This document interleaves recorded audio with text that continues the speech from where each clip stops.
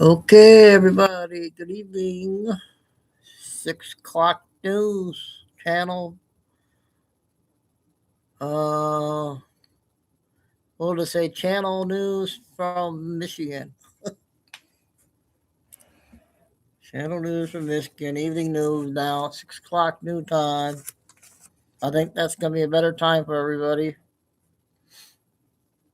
We got Ann, Tim, Lucy, and Daniel just popped up. Yep. Happy Super Tuesday, Taco Tuesday.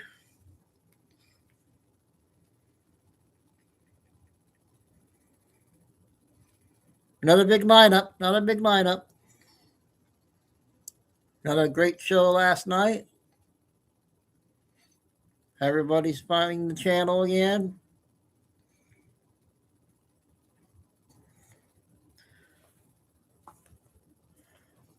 Just to remind people when the noise gets loud, just lower your volume or something. When I have a noisy video, sometimes we get some loud videos.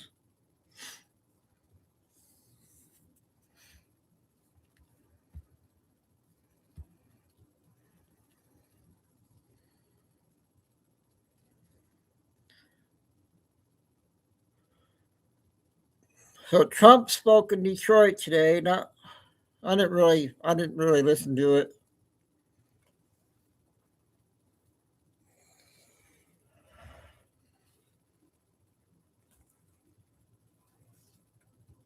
And there's a lot of protesting going on again. Another lady got arrested out of her car. I'm going to show that clip. 6-minute clip.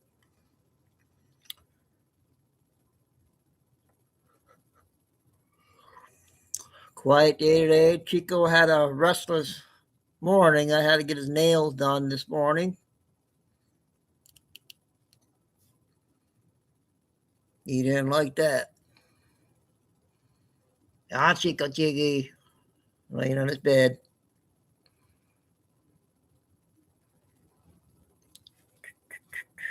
Oh, he's coming out now. Oh, you heard me? Huh? Come here, you. You want to come up say hi? Come on. Come on. What? What? Why are you so tired? Come up here. Come here. Come on. Come on. Oh, big yawn. Come on, let's say hi to everybody. I get your treat. I got your treat. Come on. Come up here. Come on. Come on. Come on. Here. Here. Here. Come on. Get up here. Come on. Everybody can see you. Come on. Come on. Come on. All right. Here's your treat.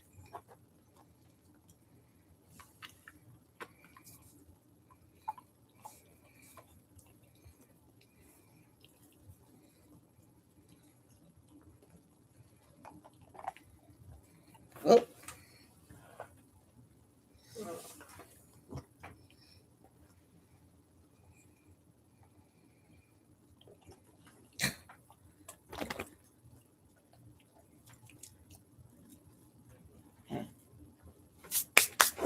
Oh, no, you don't. You got to say hi first. I'm not. You got to say hi first. Hey, hello, everybody. Hello, everybody. Huh? Happy Super Tuesday. Huh?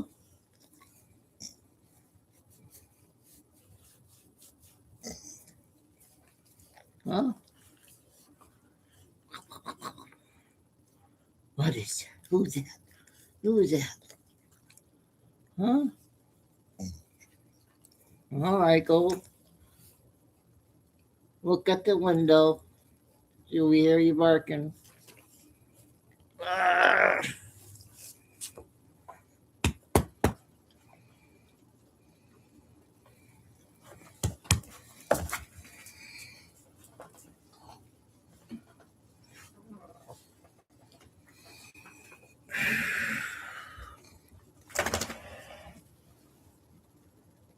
Okay, everybody, I'm going to go ahead and get started. A lot of stuff to get out. Okay.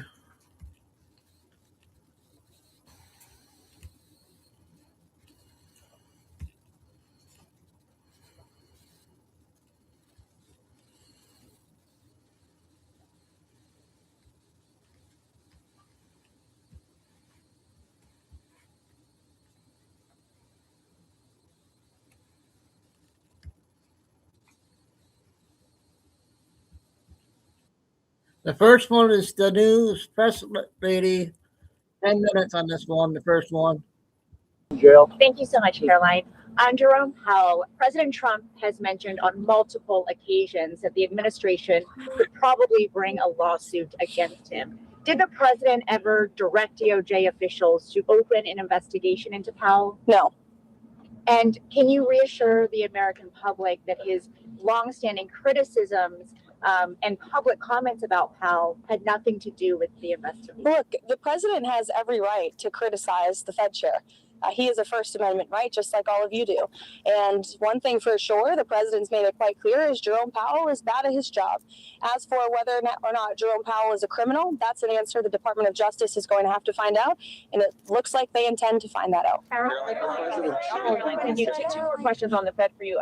Senator Tillis is promising to hold up all Fed nominees until this legal matter with Jerome Powell is resolved. What does the president make of that? I haven't spoken to the president about Senator Tillis's comments. I'll leave that to our legislative affairs shop to figure out, and I'll let the president speak on that himself. Did President Trump see Jerome Powell? Did the president that the Fed should operate independently from him? The president has made it quite clear he thinks Jerome Powell is bad at his job, and the president has made it quite clear, as have many economists, by the way, that interest rates should be lowered, and they should have been lowered a long time ago. Does he believe in the independence of the Fed, Caroline? He has, and he said that many times. Yes. Believe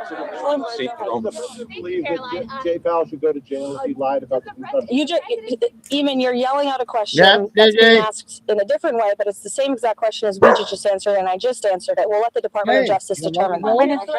President Trump Strikes off the table in Iran, and does he believe there's a potential path to end the protest there without military action?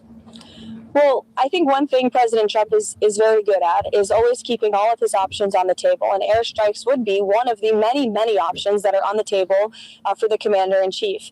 Diplomacy is always the first option for the president. He's told all of you last night that what you're hearing publicly from the Iranian regime is quite differently from the messages the administration is receiving privately, and I think the president has an interest in exploring those messages. However, with that said, the president has shown he's unafraid to use military options if and when he deems necessary, and nobody knows that better than Iran. President Steve Witkoff talking to the Iranians at the moment. I understand that Steve Witkoff Hey, will continue to be a Richard. very important Happy player in Tuesday. diplomacy with respect to Iran.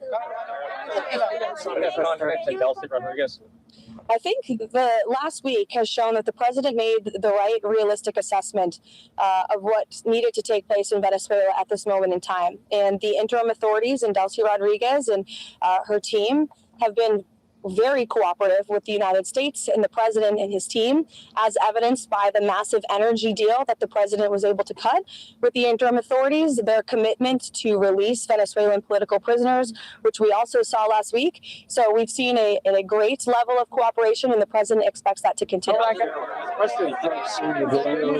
ahead. Sorry. And how soon does he want to see elections in Venezuela? I think right now it's still too soon to say, and I don't want to set a deadline for the president. President Trump. What's the meeting this morning with Marco Rubio about Venezuela, and what can we see this week on Venezuela? More meetings? The president meets with the Secretary of State and National Security Advisor daily, sometimes multiple times a day. And so it was on a range of topics, as it always is. While President Trump is on Venezuela, what practical steps would the White House like to see those interim authorities take to stop Iran and Hezbollah from operating in the country, and have those authorities done anything on that yet?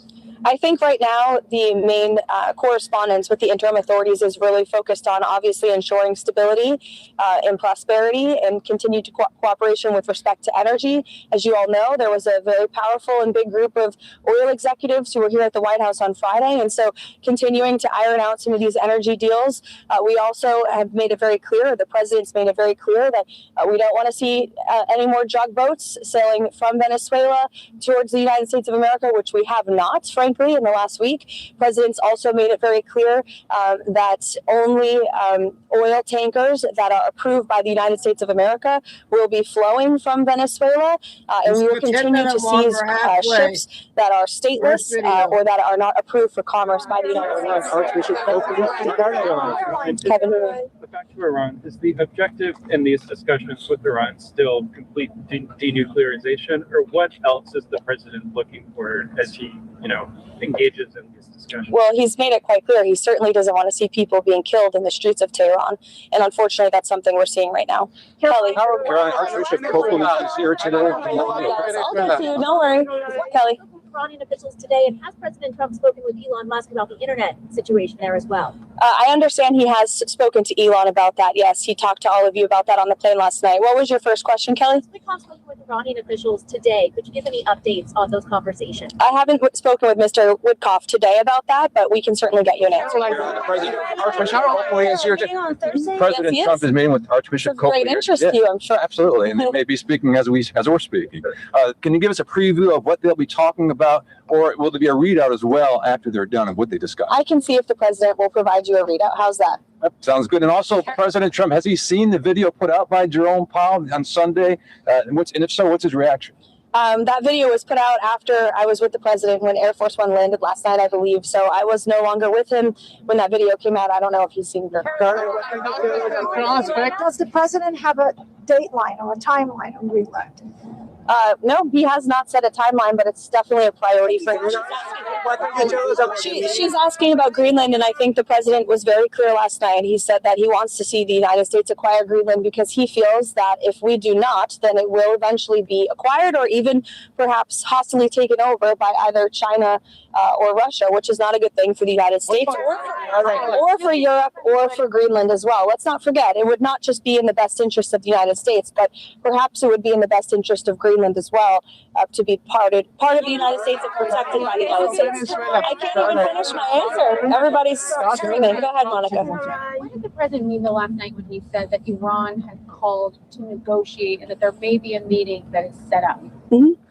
I mean, what else do you want me to explain by that? Who would be a part of that? There was an official from the Iranian government, I believe it was reported earlier, that reached out to member of the president's very close team, Special Envoy Witkoff, expressing a far different tone than what you're seeing publicly. Charlie, about the meeting on Thursday with Maria Corina Machado? And front and center in response to this ICE video. Is the president satisfied with her efforts there and all of her media interviews? Yes, 100%. President Trump and I actually spoke about this last night and how Secretary Noem is doing a phenomenal job, not just securing the border, which she and the president did together in record time, but also in defense of the brave men and women of ICE who put on a law enforcement uniform every single day to protect our communities and to protect all of you and every American, regardless if they are Democrat or Republican.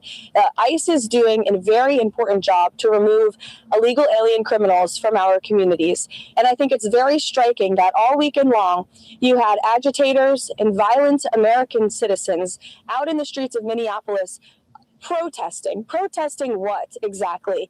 Apparently, they are protesting the removal of heinous murderers and rapists and criminals from a city that I can guarantee you, when you look at the list of the illegal criminals that ICE is removing from our communities every day, not a single person in those protests and not a single person standing here that works in the mainstream media in Washington, D.C. would want those individuals in your neighborhood, in your community, around your children and around your families. ICE is doing an incredibly important job that's not just important to our homeland security, but our national security. And this administration will continue to stand wholeheartedly by the brave men and women of ICE, including that officer in Minneapolis who was absolutely justified in using self-defense against a lunatic who was part of a group an organized group to interject and to impede on law enforcement operations. And it's disgusting what we have seen from the left. And I think that it just shows you where the modern day Democrat Party stands today in protecting illegal alien pedophiles and rapists and murderers over law-abiding American citizens and our brave men. Okay, that's the latest from our press secretary. Big news update there.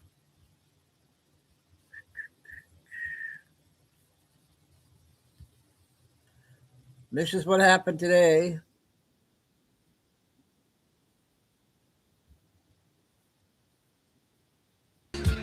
Now local experts do your taxes with 100% accuracy.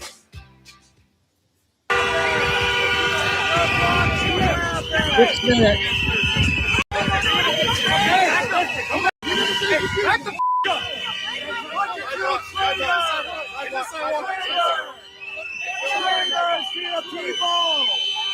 Shame on you! Force is not law! Force is not law! You are not following the law!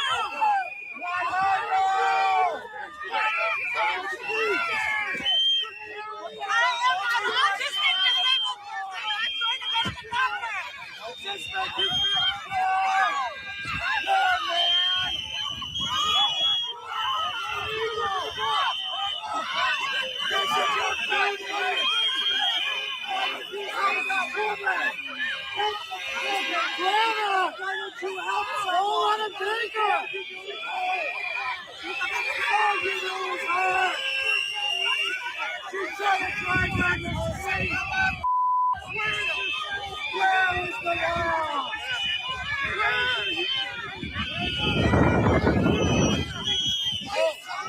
4 minutes.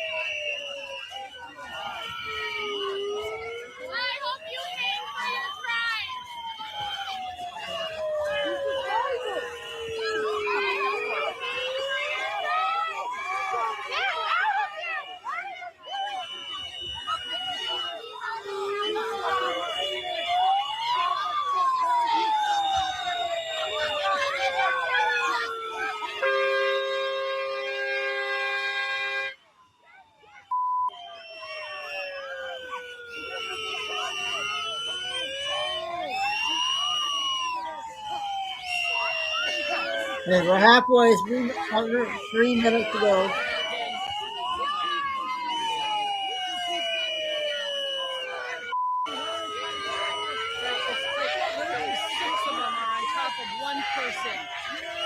That is ridiculous.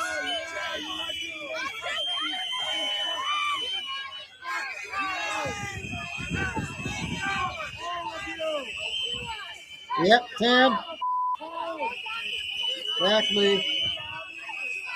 They must be busy.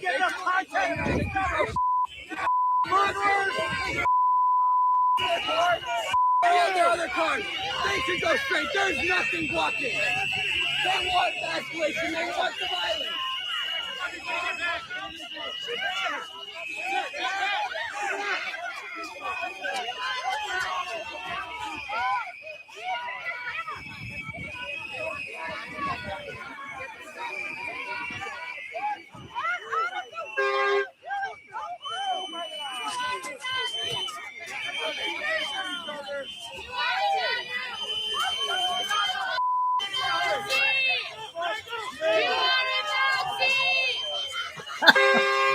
Nazi, Nazi.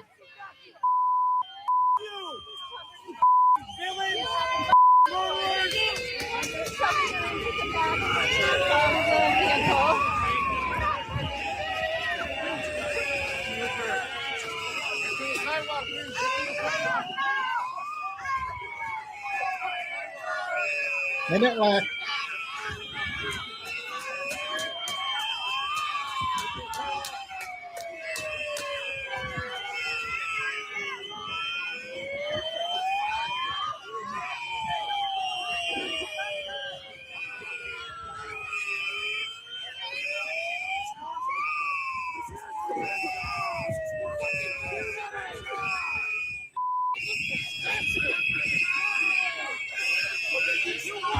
List of what, Tim?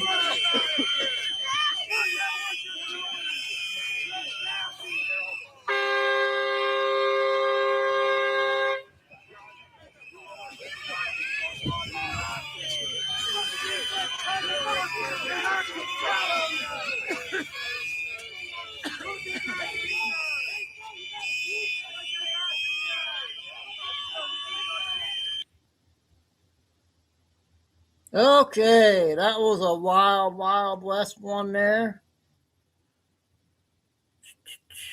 Lori, yeah, that was the first one or the second one? Well, I can't lost already.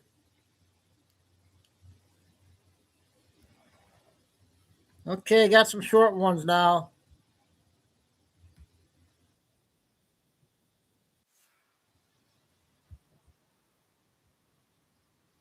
Need to separate this one. This one is different. This one's gonna make it. So he had to get in the way. He had to stop what the devil was trying to do in your life. He separated you from everyone else. It wasn't that everyone else separated themselves from you. He separated you from everyone else. Why? Because he chose you. Because he called you. And you've been wondering why all of this has been happening. This has happened because he set you apart for such a time as this, so that he can use you for his honor and his glory. That was good.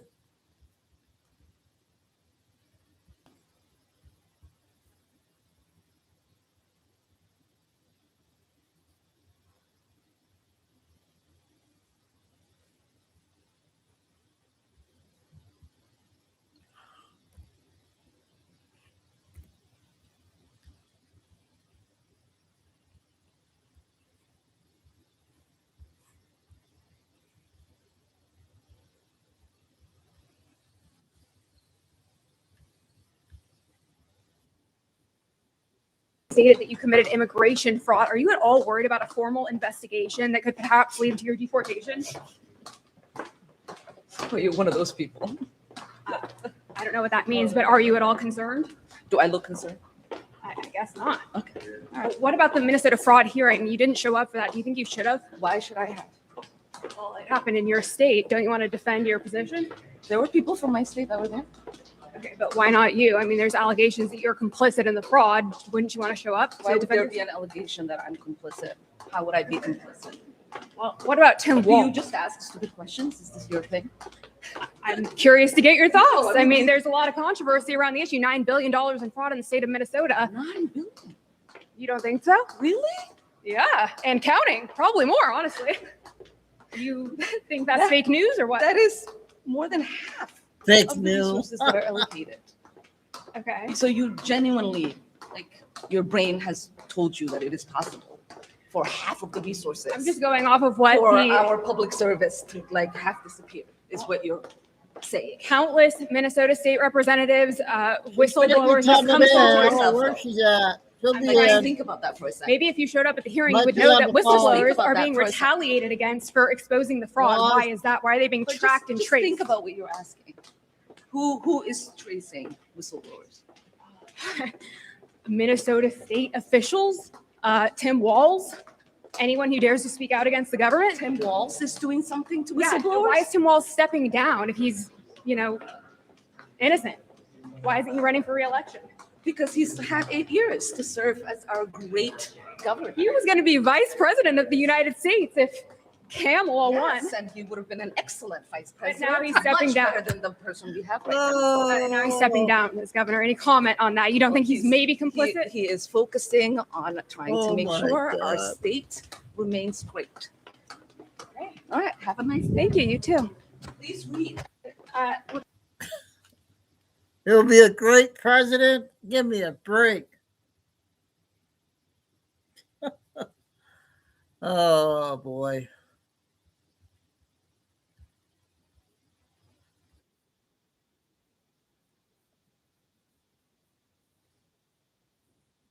Retarded. Can you believe this? Their Yeah. average IQ is under 60. That's really low. What does this mean? It means they'll believe literally anything they hear on MSNBC. They're completely, totally retarded. They voted for Tim Walz, for God's sake. I'm telling you, this will work. Kyle, you gotta hear this one. It's genius. Pure genius. I'm gonna go on MSNBC and totally screw over the Democrats. What the hell are you talking about, fat ass? Listen, Jew, I'm gonna pose as a liberal snowflake who just graduated from the South Park Leering Center. You know, the place where they teach you how to cry about borders? I'll go on air like, fellow Democrats, I've done the legal research. Attacking ICE agents is totally justified under the Constitution. Rise up! What? That's the Yep. stupidest thing I've This ever heard. next week You're is gonna on trick the people phone, into committing guys. crimes? People could get hurt. How do you sleep at night? Exactly. ICE shoots them or arrests them for felonies. Then they can't vote, Kyle. It's like voter suppression, but funnier. Besides, their whole position is that all crime should be legal. It's not entrapment if they were already gonna do it anyways. That's a terrible idea. There's no way that will ever work, and you're an asshole for even thinking of it. Is it a terrible idea, Kyle, or do you just want open borders? Why do you hate America, Kyle? That's not very cool. This is MSDNC, or something, with a breaking update on the Minnesota situation. Oh my God, the news is on, sweetheart. Tell your boyfriend to come watch. Breaking news. A little boy from the South Park Leering Center says it's legal to assault ICE agents. As a student of the South Park Leering Center, I am qualified to give legal advice. Democrats can absolutely physically attack federal agents. Are you sure it's legal? That seems really, really, really illegal. Of course they can. It's like the law or something. I leered that at the Leering Center. Are you a fucking racist or something? Is that it?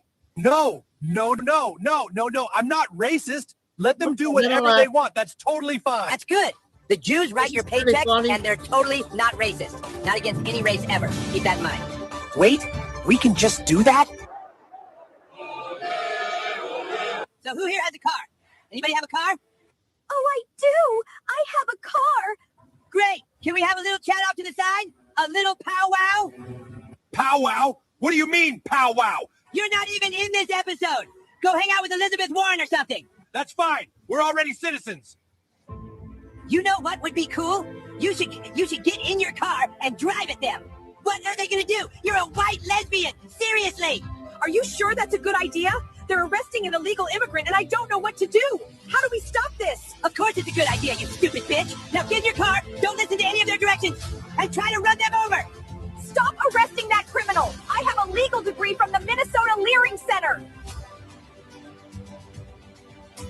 Stop the fucking car! She's coming right for us! Oh my God! She did it! She actually did it! What a retard! I told you guys they're all retards! Yeah! I hope that was a good one. I thought that was kind of funny.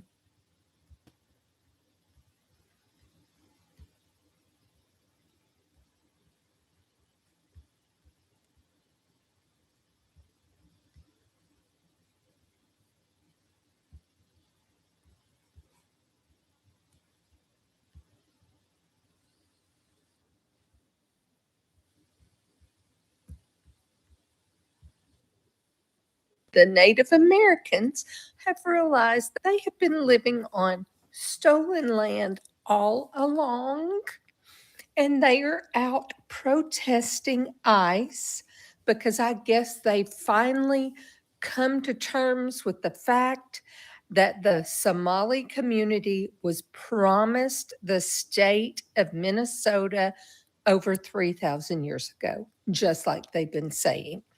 So, why am I saying all this? It seems that there are people marching in Minnesota today that are claiming to be Native Americans dressed in full garb, marching against ICE and protesting. Now, there were many people commenting saying that a lot of these were actually people from Mexico. I don't know. But the funny thing is the person that posted the video tagged Elizabeth Warren and asked her if she loaned them the costumes. So there you go, a little comedy from Minnesota. So now. Okay, Minnesota lady. Got a second one.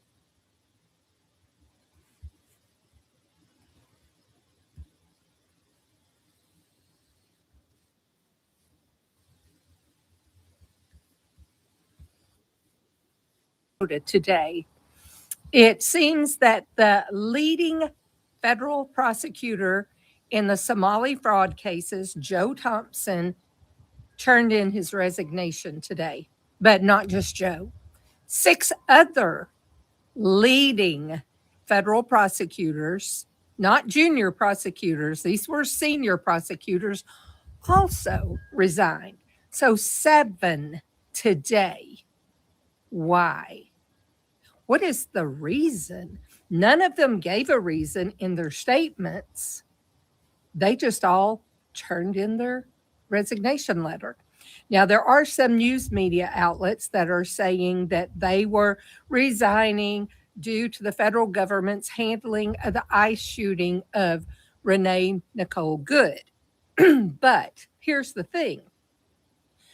None of them would have had anything to do with it, with their workload. None of them. They wouldn't have handled the cases at all, wouldn't have touched it. It had nothing to do with the fraud cases. So does that make sense that 7 people would resign? I don't know. There's something, it's just weird if you ask me. It's just very odd that 7 people working this major fraud case would all choose to resign together the same day to more or less, I guess, cripple the investigations. Now, the Trump administration has said they will be sending prosecutors in to Minnesota, but how long is it going to take them to catch up with everything that Joe and the other prosecutors knew? I don't know. It'll be interesting to see how this all pans out. And, I'm not making a call on why I think he resigned just yet. I'm going to wait and let some time pass and see what comes of it.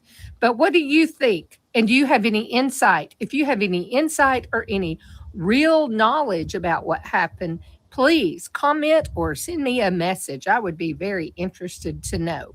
I've reached out to some of my contacts in Minnesota and they were shocked and stunned.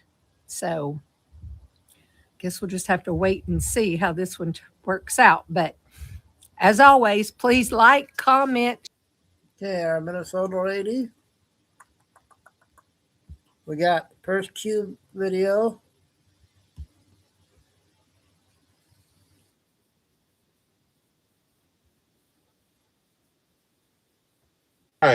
Where you either have to do your bit or get off the pot. I'm sure you guys have heard that said many different ways, but that was the way Grandma used to say it.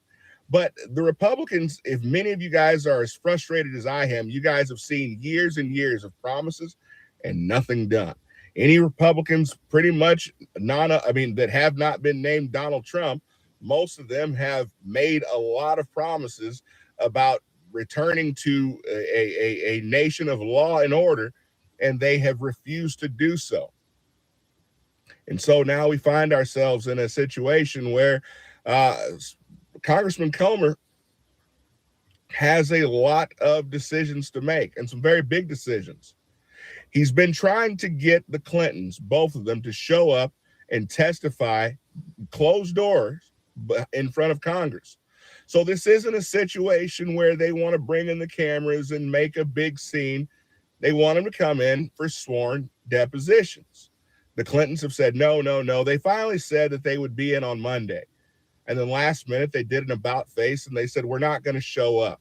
We're willing to fight you. We're willing to go to court. We're willing to do whatever you guys have to do. So do your best, Comer, is what they said. Wrote a long letter. I've read the letter. I will give you the Cliff Notes version of that letter, which is what I'm doing now. They said, we're not coming. We're willing to fight you. They went on to explain that they know that there have been several law enforcement officials that have been able to give sworn statements, and that was enough. The problem is that even if they did allow that to be the case, the Clintons have been directly implicated in the Jeffrey Epstein debacle. Now, whether or not you feel that there's a there with the Jeffrey Epstein thing, I'm not here to debate that. All I'm simply saying is when you are subpoenaed by Congress, you are supposed to go. The last I checked, because when that illegal sham committee, the January 6th committee, when they subpoenaed Steve Bannon and he didn't show up, he got a jail sentence. So explain to me how you feel that Comer is going to deal with this. I am very, very much interested to see, is he going to play games or is he going to go ahead and move forward with contempt charges? I really hope that he decides to actually stand on business. I really hope that he decides to finally stop playing games with these people. We know that the Clintons have done a lot of shady things. We know about their Clinton Foundation. Those things have been proven. We have documentation of foreign nations investing money in our organizations and in our political process. So they have broken laws, and we know they've broken laws. The Jeffrey Epstein, whether or not they were involved or not, come in and give a sworn statement. Come in and answer questions. Come in and have your closed door deposition. But they're trying to say, well, they're simply trying to bring us in this dog and pony show just so that they can persecute us politically. It's a closed door deposition. This isn't going to be on CNN. This isn't going to be on the nightly news. They're simply coming in, giving their statements officially. Jesus Christ, son of... Go from there. If there's nothing to hide, why not? Well, thank you. But they are standing up and they're saying they're not going to do it. And now they're daring Congress. They're daring Republicans to actually make a move.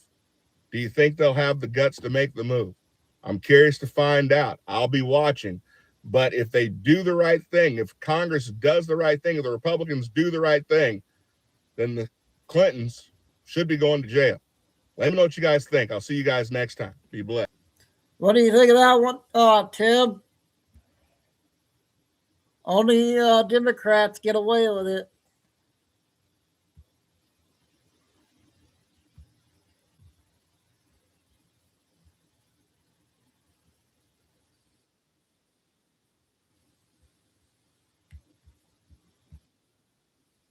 $1,400 children.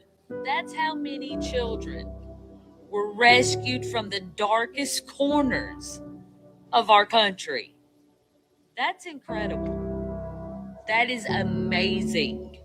But it also reminds us of how much more work is still left to do. And there were reports just today that 45 to 50 children were just found in Memphis, Tennessee. My heart just breaks and rejoices all at the same time. And let me say this, I am praying for the ones that are still out there that haven't been found, that God keeps his hand of protection around them until they are. And I'm praying for the 5,400 that have been rescued. And even though they're safe now, they still got a lot of healing ahead. Mentally, emotionally. They've seen the darkness in this world I that might most have of us played couldn't this even one, imagine. but some people might But have I'm seen it. believing in their comeback stories. And if any of these kids could ever hear or see this video, I would want them to know you are loved, you are An important wanted, video. and you will be cared for. God's always got your back. And look, I know you've seen the darkness in this world, but there is a reason you were found. There is a reason you are still here. And I sincerely pray and I hope that you take that pain, that story, that survival, and I hope you turn it into something oh so powerful, because you are powerful. And know this, we are not stopping. We're going to keep praying. We're going to keep searching. And we're going to keep bringing these kids home, because that's what they deserve. 5,400 children, y'all. 5,000. Another important one there.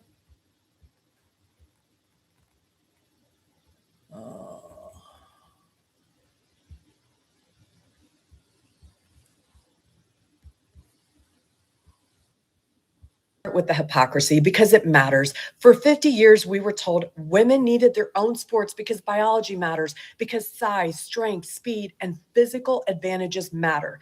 That argument built women's athletics, and it actually built Title IX. Now, the very same people are telling us biology suddenly doesn't matter at all.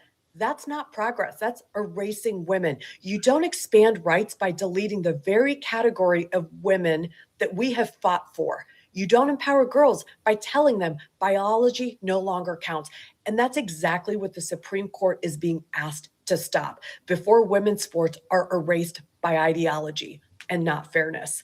Right now, the court is hearing cases on transgender participation in women's sports. But to understand where we're going, you actually have to understand what the Supreme Court ruled on last year in a Tennessee case, because that case is the legal blueprint for what to expect. Tennessee was not about sports. It was about medical treatment for transgender minors, so puberty blockers and cross-sex hormones. Activists warned the court to turn that case into a sweeping declaration of new constitutional rights for transgenders, and the courts refused.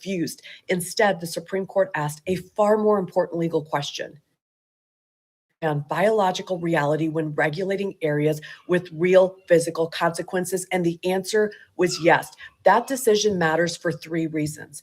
First, the court refused to invent a new protected class. Transgender status was not elevated to race, religion, or sex under the Constitution. That means states are not required to meet an extraordinary legal hurdle just to act. Second, courts reaffirm something obvious but powerful. Biology is a lawful basis for regulation when physical differences matter. And third, the court signaled deference to states, not activist judges, when contesting policy. So this framework directly applies to women's sports. Women's sports are sex segregated because biology affects outcomes. It's a classification, and classification is the entire reason that women's sports exist. Now look at the national reality. A majority of states have already passed laws protecting girls' sports. Parents, athletes, and coaches understand what activists refuse to admit. You cannot protect a woman by pretending that sex is irrelevant. So here's the real question before the Supreme Court. Are states allowed to recognize biological sex in sports, or will courts redefine sex nationwide and erase women's sports? My prediction, the Supreme Court will not be rewriting biology to invent a new protected class or erase women's sports through some backdoor. The law will not deny biological reality, and women should not be sacrificed just for an ideological win. It's time for common sense. Hey, America. Hey, I hope that was an important one. 3 minutes. 3 minutes on this one. This gets so much weirder and deeper than you can even imagine, so just buckle up. This is Argentina's based president, Javier Milei, total Zionist puppet, puts on the tiny hat and kisses the wall. Exactly 1 month ago, on December 9th, President Milei announced that foreigners can buy Argentinian land and develop it after fires. Now, as of January 9th, Patagonia is on fire. They're not even denying the fact that these fires were intentional, and you'll never guess who was caught setting them. Una hora te vas de ahí. Una hora te vas de ahí. Estos son los hijos de puta que nos prenden fuego, la concha de su madre. Se van a tener si se van a la mierda, dale. Me acabo de dar toda la vuelta porque vi una nube de humo. Yeah, that was an Israeli tourist, which is actually very common in Argentina and Chile because IDF members get sent there right when they get out of the military by NGOs that want them to map the land. They've been caught using military equipment while they're doing this, like radios and satellites that they then quickly hide once anyone approaches. They've also been setting fires to these places for years, which makes it even stranger that Milei would pass a law saying that foreigners can buy up land after it's been set on fire. They've been finding Israeli grenades near where these fires originated. They've also been finding busted pipes for the water sources used to put the flames out. And Netanyahu just happened to have a picture of Argentina with him at his last trip to the White House. Argentinian locals know exactly what's happening. They know that they are under Zionist occupation and that Israel is trying to steal their land and their country. Este lugar para nosotros es el paraíso y nos quemaron el paraíso, loco. Nos dejaron, arruinaron todo. Y acá lo que pasa es que están queriendo venderle la Patagonia a todos los judíos, loco. Esto se sabe hace un montón. Acá todo el mundo lo sabe. Está lleno de israelitas, está todo el mundo comprando la tierra. Nadie hace nada. Estamos sorprendidos de que nos prendan fuego a la Patagonia. Sabemos que es a propósito. Lo tenemos recontra en claro que hay poderes que están del lado. Dang it, I messed up again on that. It was just about over. Sorry about that one, you guys. Pushing the wrong button again.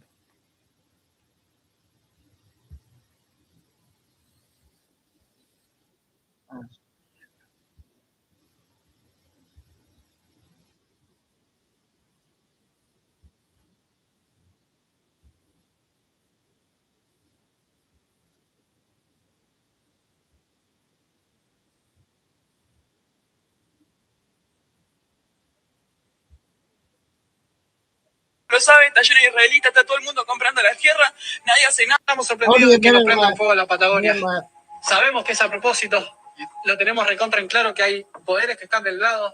Tienen un interés inmobiliario, tienen interés minero. The claims that there is a plot by Israel to take over Argentina and turn it into basically their second base is not even close to being a new thing. Plan Andania started being discussed in the 1970s and, of course, has since been labeled as an insane far-right conspiracy theory. The theory alleges that Plan Andania is a covert Zionist Israeli scheme to conquer and declare a second Jewish state, specifically in southern Patagonia, emerged in the 1970s in Argentine far-right circles. In 1971, ultra-nationalist economist and professor Walter Allende popularized it through pamphlets and articles in magazines like Caballero, claiming Zionists were secretly buying land to undermine Argentine sovereignty and establish Andania, a mashup of Andes and Patagonia. There's really way too much that goes into this to even fit into a short video. I'm going to put this guy's Substack here. It has a tremendous amount of information. He did an insane deep dive.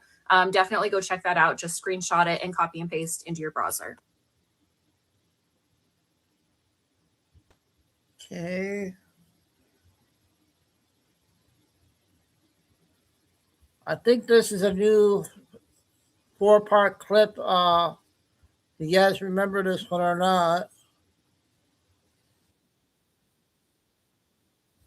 Remember this one, Tim?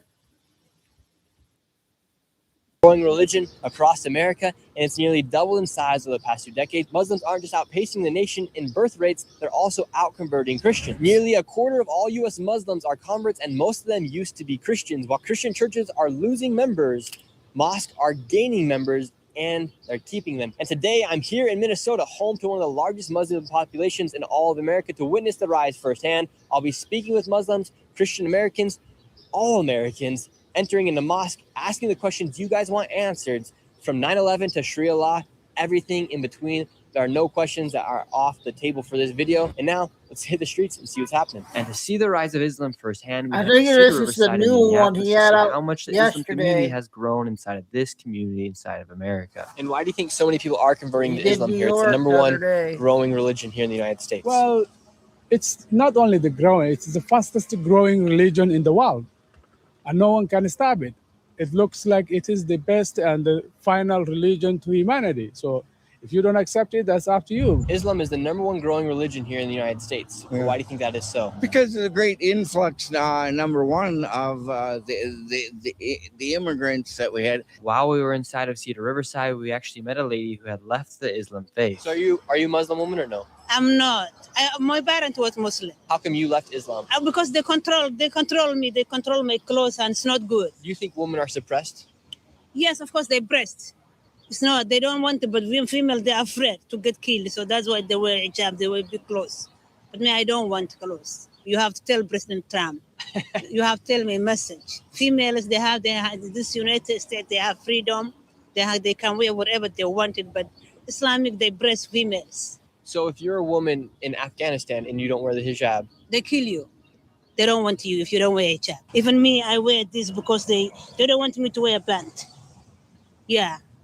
Really? I'm afraid. Yeah, I'm afraid. That's why I wear this. And why do you think Islam is the largest growing religion here in the United States right now? Because of our Quran. Our Quran, our book never changes. It's one book, one language, one religion.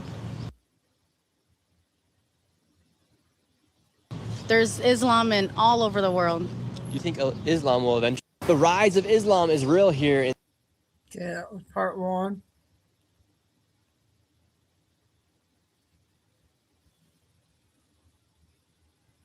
This is part two.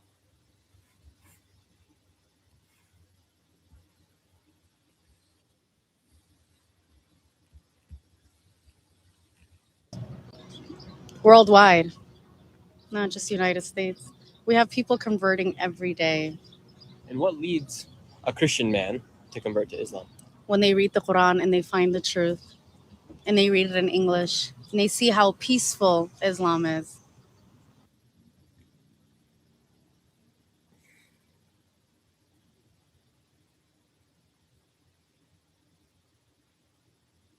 And could you shake a man's hand? No. Do you find that interesting that women can't shake other men's hands? No, I don't find that interesting. It's normal. Is it true that Muslims also practice polygamy? Yes. Would you accept another wife into your marriage? In our religion, it says. What's it like being a Muslim here in the United States? I'm not speaking English, only one Somali language. What does it mean to you to be a part of Islam? I don't know, I'm not speaking English very well. How are you? Do any of you speak English? English? No. Can women speak to on camera? No. I kept going because I wanted to speak with some more of the elders here to see if they could share their story about coming here from Somalia and how they've seen the rise firsthand. However, Hello. none of them spoke English. How are you? Can I ask any of you guys some questions? No? Speak English? English no. No? Do any of you speak English? I then found someone who I could speak with and ask the controversial questions. And what do you say about what happened on 9/11, or those when people say Allah Akbar or things like that? I thought it's tragedy. Would you say that's a misrepresentation of the true Islam, or do you think? It definitely is misrepresentation. True Islam doesn't believe in violence. After a few interviews, somebody came up to us angry because we were asking people about the rise of Islam inside this My name is Dick community. Shirley. What are you doing? My name is Dick Shirley. I'm a YouTuber. We're doing a video on the rise of Islam here in the United States. The rise of Islam. Yeah, it's the number one converting religion. Rise of Islam. Make it make sense for me. This guy wouldn't show his face on camera, and this conversation kept going for a few minutes, and he demanded that we deleted the footage of the interviews that we took here on the street. I said no, and he said, you better go, and we're going to make sure you leave. From Minneapolis, we went to a town named St. Cloud that's seen a dramatic shift in their demographic and as well as religion in the area. Inside of this town of St. Cloud, this is one of the many Islamic centers here. This is a mosque here, but something that's super interesting about this mosque right here, it actually used to be a Lutheran church. You can see right here on the backdrop of this wall right here, this used to be a Lutheran church. So that just shows how much of the population has shifted from Christian to Muslim. So right here is the St. Cloud University, and we were just at that mosque right there. And then if you go another block over, there's another mosque. And then what's interesting is right next to this mosque right here, there's a Presbyterian church. So you have two churches right next to each other, one worshiping Allah and the other worshiping God. Do you see more people here converting to Islam or to Christianity? Just anecdotally, I'd say that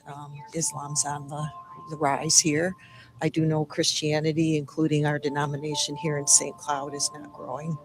It's actually declining.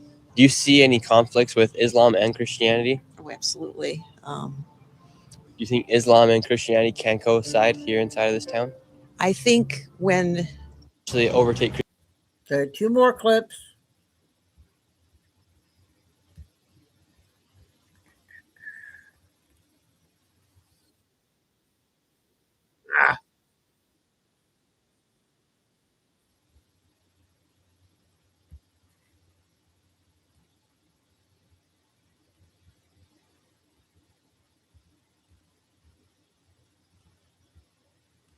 Darn it.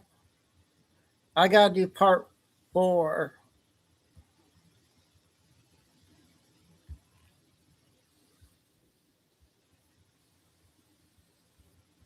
Maria. like there's more people that practice Islam, I think Page that laid it on will the take phone. a different form. I think up until that point we can coexist, but history's shown that when the Muslim community gets majority in areas, they tend to behave differently. So challenge you to go and look at the growth of the Somali refugee population, because they're the ones that really put a demand on the desire for Islam. Was Minnesota took a lot of Somali refugees, and many of them were placed here in St. Cloud. After speaking with the lady from the Presbyterian Church, I headed over to one of the mosques to try and speak with some of the people inside. English? Speak English? No. How are you? Good. Good. How would you describe the rise of Islam here inside of Minnesota, or inside of St. Cloud? We have talked to. It's coming. And are you from Somalia? Yes. Yes. And what year did you come here? Come here at 1990. And how long have you lived here for? 8 years. 8 years. And where are you from? Somalia, Mogadishu. And why are a lot of Somalians choosing to come here to Minnesota? Different reasons, family, wages, a lot of different reasons. Mm-hmm. All right, so I'm leaving the building right now. Try my best to speak with the people inside. A lot of them didn't really speak English. However, now we're going to go to other mosque because now it is the time for prayer. So we're going to head over to another one, see if we can talk to some more people as well. And we're about to go into prayer right now. You can come in, take your shoes off. I can grab you a chair to sit in. Okay. You can record us.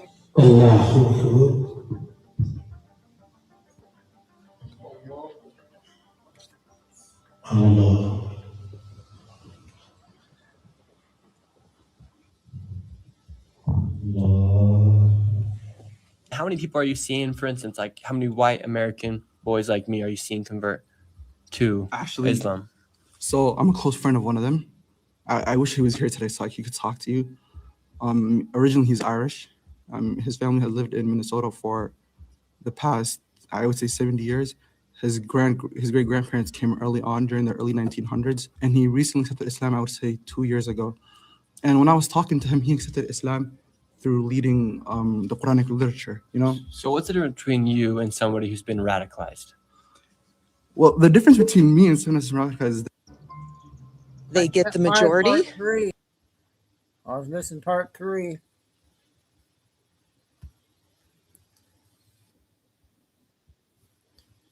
That Canadian guy. Interesting. Bill Clinton and Hillary Clinton has 4 now minutes. hit back at the House Committee Chairman James Comer. And there's some really powerful stuff in this letter that they've sent. Most people are not going to read the letter, so I'm going to select certain parts within that, but we're going to start seeing them speak up. And if you understand and you've got the eyes to see and the ears to hear, they're part of the operation.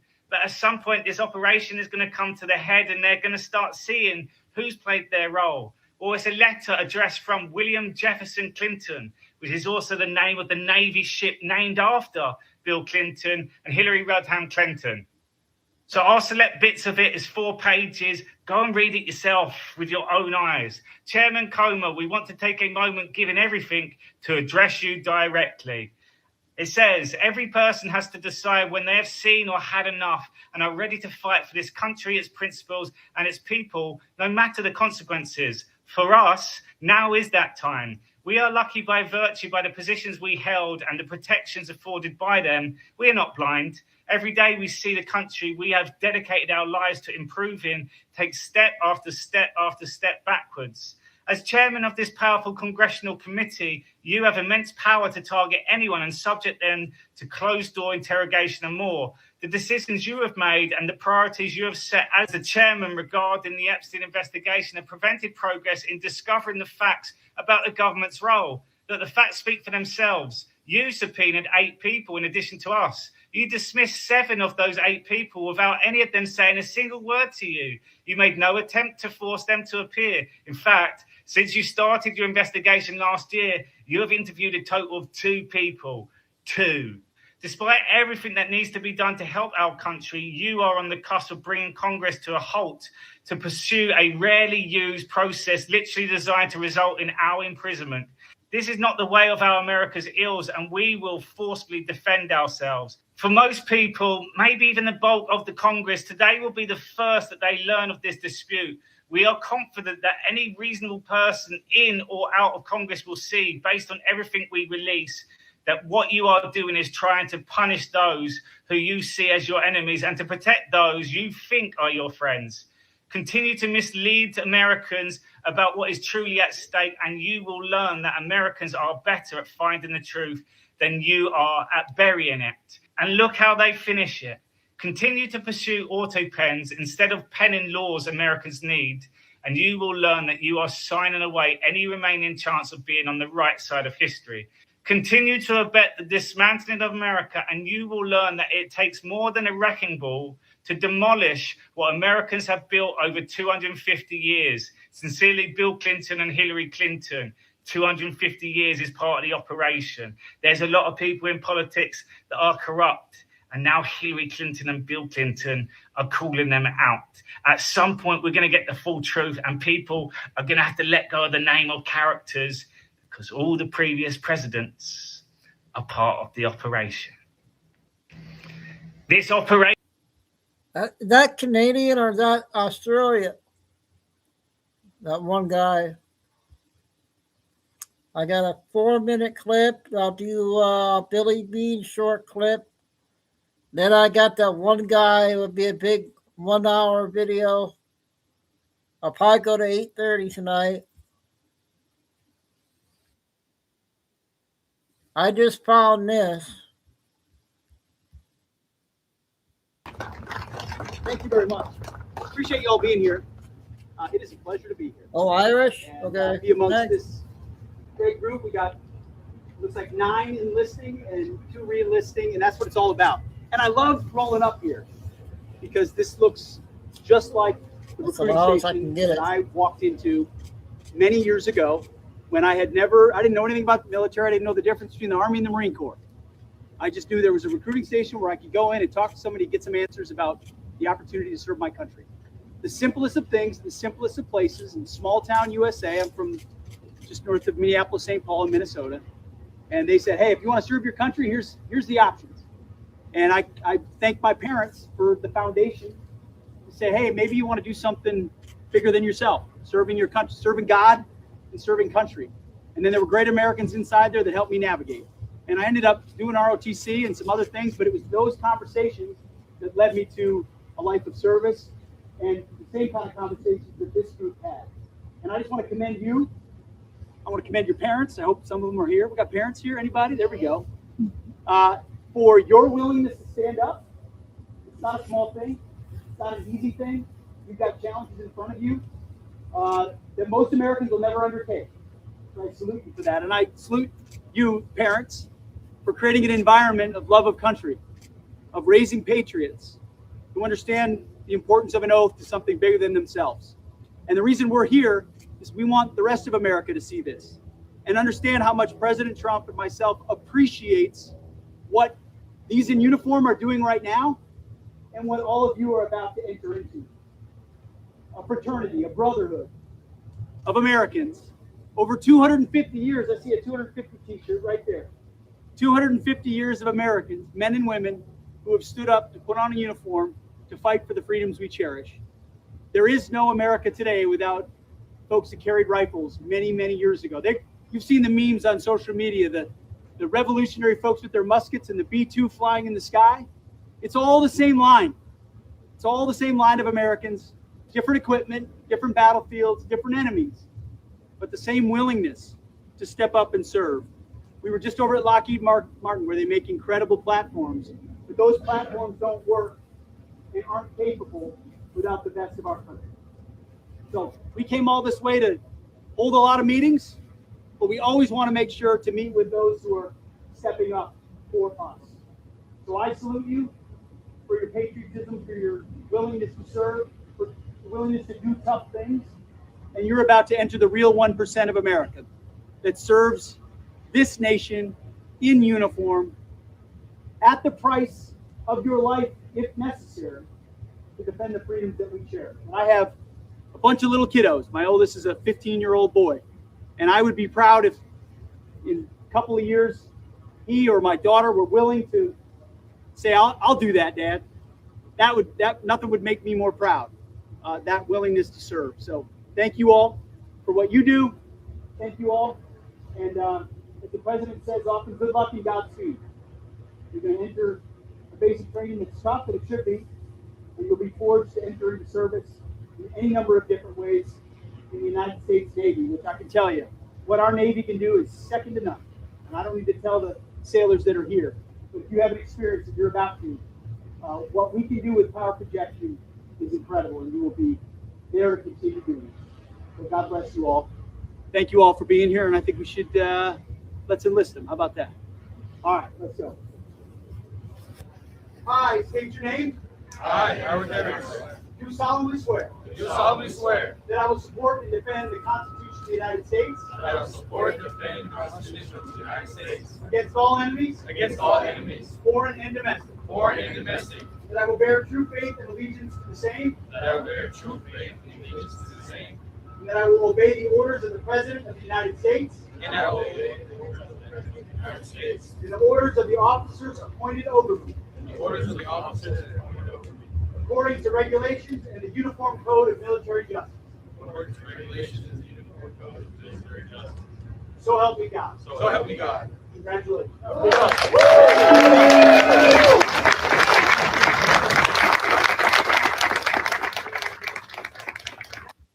Okay, Pete there doing a sworn in there. So we got Billy, then the big video.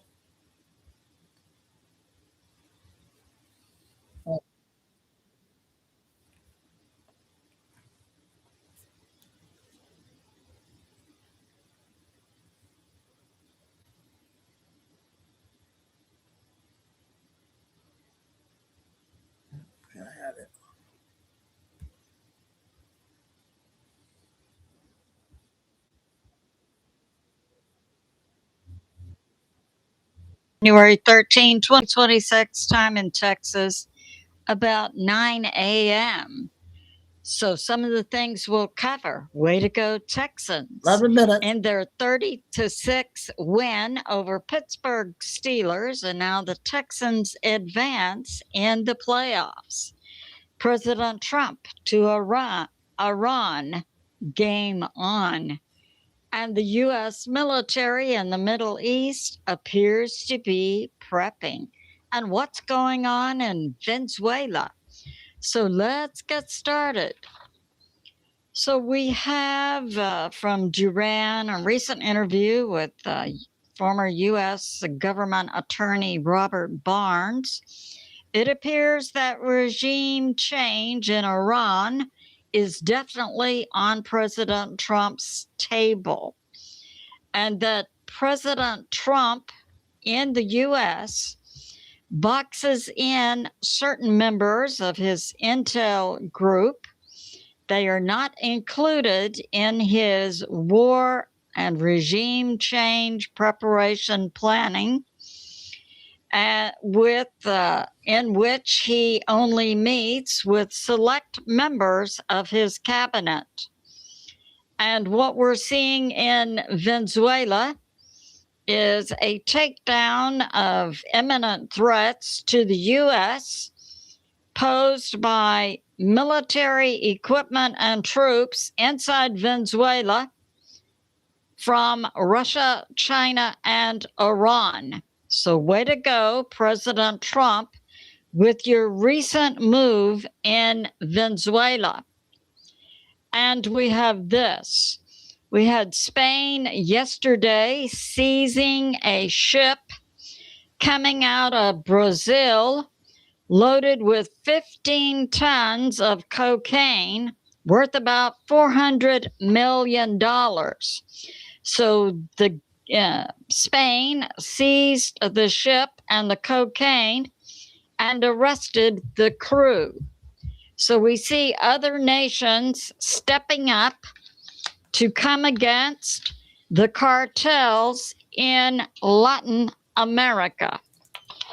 And we have this from Breitbart, reporting highlights from yesterday, a presser by Carolyn Leavitt, talking about President Trump has U.S. military action against Iran definitely on his table, and stated that what Iran is saying publicly is very different from the mullahs in their phone calls to President Trump. And President Trump Sunday, aboard Air Force One, in his gaggle with the U.S. press, said that Iran is crossing his red line. And we have this from Gateway Pundit, talking about also another foreign group inside the U.S. from Somalia. Hundreds of Somali nationals tried to storm an ICE location in St. Cloud, Minnesota.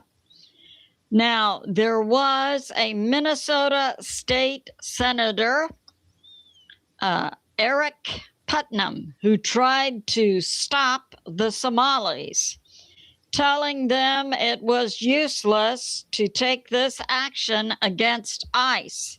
ICE sprayed the group with tear gas, who were in the process, hundreds, storming the physical location where ICE was in an operation to arrest illegals who were in the U.S. So the Somali group in St. Cloud, Minnesota was put down. And we had hours later after that incident, President Trump ending all Somali refugee status. So that's going on. And we have this. So we have that in Iran, official Iranian sources, Iranian individuals who are getting on the ground information, have confirmed that inside Iran, the Iranian military have shot down in the streets 2,000 Iranian citizens. Now, from unofficial Iranian sources, we're getting it's up to 10,000 citizens killed by its own military inside Iran. We are getting also that the demonstrations inside Iran, we know days ago, were taking place in all 31 provinces, which is similar to our states. At that time, it was reported the protests were taking place in 153 cities. Now it's spread to 186 cities. So we see the revolt inside Iran against the current Iranian government spreading in scope. We have this intel from Hal Turner this morning. It does appear that the U.S. is preparing for a strike on Iran, and several indicators are. And I read this in other sources yesterday, that France had evacuated its embassy in Iran, not only removing essential personnel, but also dismissing all non-essential personnel at that location. So that's going on. And we have multiple sources saying that the U.S. military is in an operational window for the next 72 to 96 hours to strike Iran. And we have this on the U.S. news, and I saw this on multiple sources yesterday. The son of the previous Shah of Iran, Reza Pahlavi, coming out and speaking.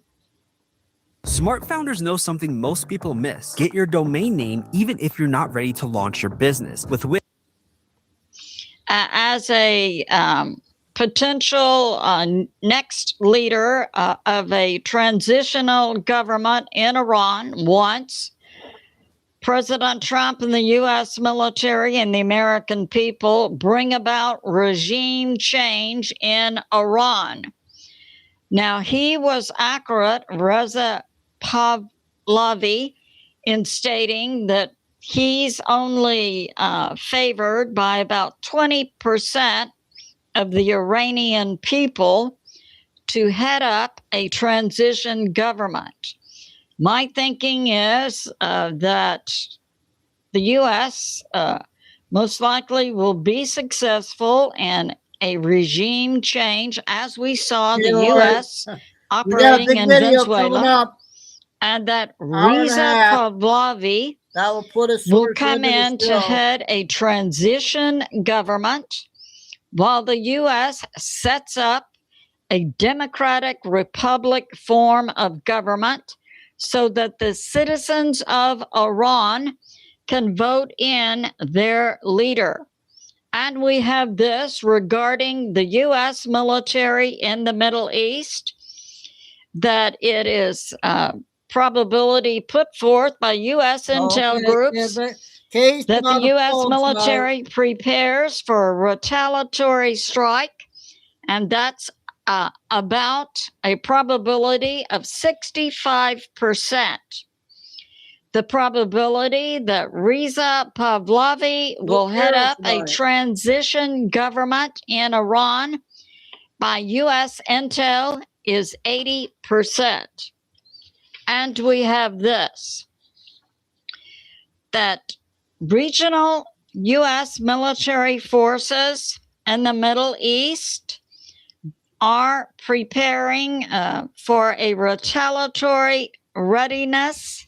They are in that state right now of retaliatory readiness status as they prepare for an active attack window. So we see President Trump preparing now for regime change in Iran. We also believe Cuba is in a hot seat position, as is Mexico. So it's good to be in prayer for America, President Trump, the U.S. military, and world peace. I love you, and I'll see you soon. In the wilds of Michigan, billboard. Okay, everybody. So this might be the last. I got a lot of short videos out. I wanted to play this one that one guy on Rumble. Everybody likes him. So let me know if you guys want me to continue playing them. It's that Ricardo and that one guy with the, I forgot his name.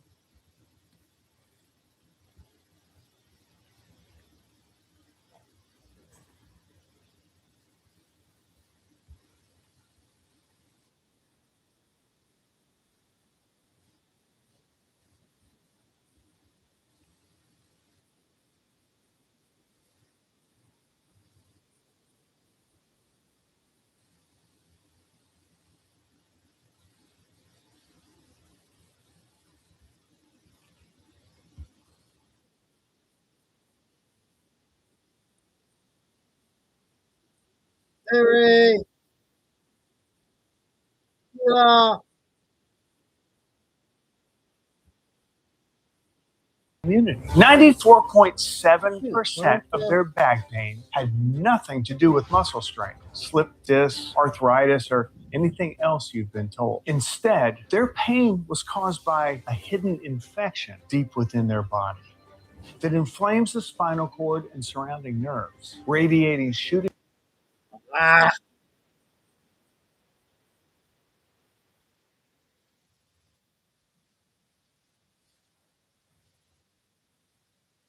Year this will be. This program publishes every other Monday This at guy 6 p.m. here. Eastern, where Lieutenant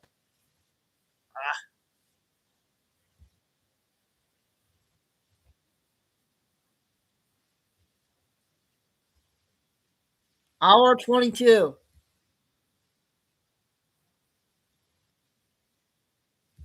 '71. That's right.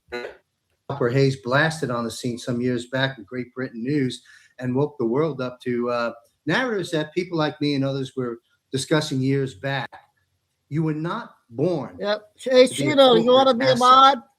You were born as a living spiritual sovereign being. The moment of birth was hijacked, not to protect you, but to convert you into an incorporated entity inside a debt-based controlled system. Understanding this distinction is the first real step toward reclaiming Okay, just sovereignty. asking. Birth certificates. Birth certificates were not documents of life. They were instruments of incorporation. Through them, governments collateralized human beings to fund a global debt Everybody system likes this guy, I they created believe. and never Right? intended to repay. You did not incur this debt. You were pledged against it. The so-called New World Order was never new. It had been planned, refined, and executed over centuries. Its architects are bloodline families operating above governments, hidden behind banking, religion, medicine, and law. Silence Greg. protected them because exposure would have ended their Let's control. find it all with intel instantly. first so we can get this in. The COVID operation was not about health. It was a control event, a coordinated global compliance test designed to enforce obedience, inject dependency, and accelerate population reduction. The objective was clear: shrink humanity from billions to a manageable remnant. To understand, you only need to go back 152 years. The Organic Act of 1871 was not administrative. It was a hostile takeover. After the Revolutionary War drained the United States Treasury, global bankers stepped in with loans that came with conditions. Those conditions allowed infiltration of government, courts, banking, education, medicine, and churches worldwide. Every major war was financed the same way. Bankers funded both sides, controlled the outcome, then collected nations as assets. This is not theory. It is their business model. The Act of 1871 was a treasonous violation of the original Constitution. It dissolved, pardon me, it dissolved the congestion in my throat. It dissolved the constitutional republic and replaced it with a corporate entity operating as the United States of America Corp. The gold fringe on the flag signaled jurisdictional change. The country was no longer sovereign, it became commercial. Common law, rooted in natural and divine law, was replaced with maritime corporate law. Legal language was weaponized. Statutes, policies, mandates, and regulations replaced true law. Consent was presumed. Obedience was enforced. Maritime law is administered through the Bar Association, a foreign corporate registry, not constitutional authority. This is why courts function as debt collection venues, not just forums. So the British Crown and the Vatican sit at the top of this hierarchy. using corporate America as enforcement arm for global control. This structure only works as long as people believe that it is legitimate. All right, that belief is breaking. This is the Great Awakening, the return to what was always ours, the end of corporate enslavement and the restoration of human sovereignty. We do not comply anymore. And for those just coming aboard, who is Ricardo Bossi, former Australian Army Special Forces Lieutenant Colonel who served 24 years in the Australian Army? Perhaps we have a picture of the Colonel. He is the national leader of the Australian One Party, Make Australia Great Again. Ricardo's expanded bio can be found on jmcbroadcasting.com under contributors. You can learn more about Ricardo there. Click and follow his work. Please welcome back to Bossi Briefs. Happy New Year, Ricardo Bossi.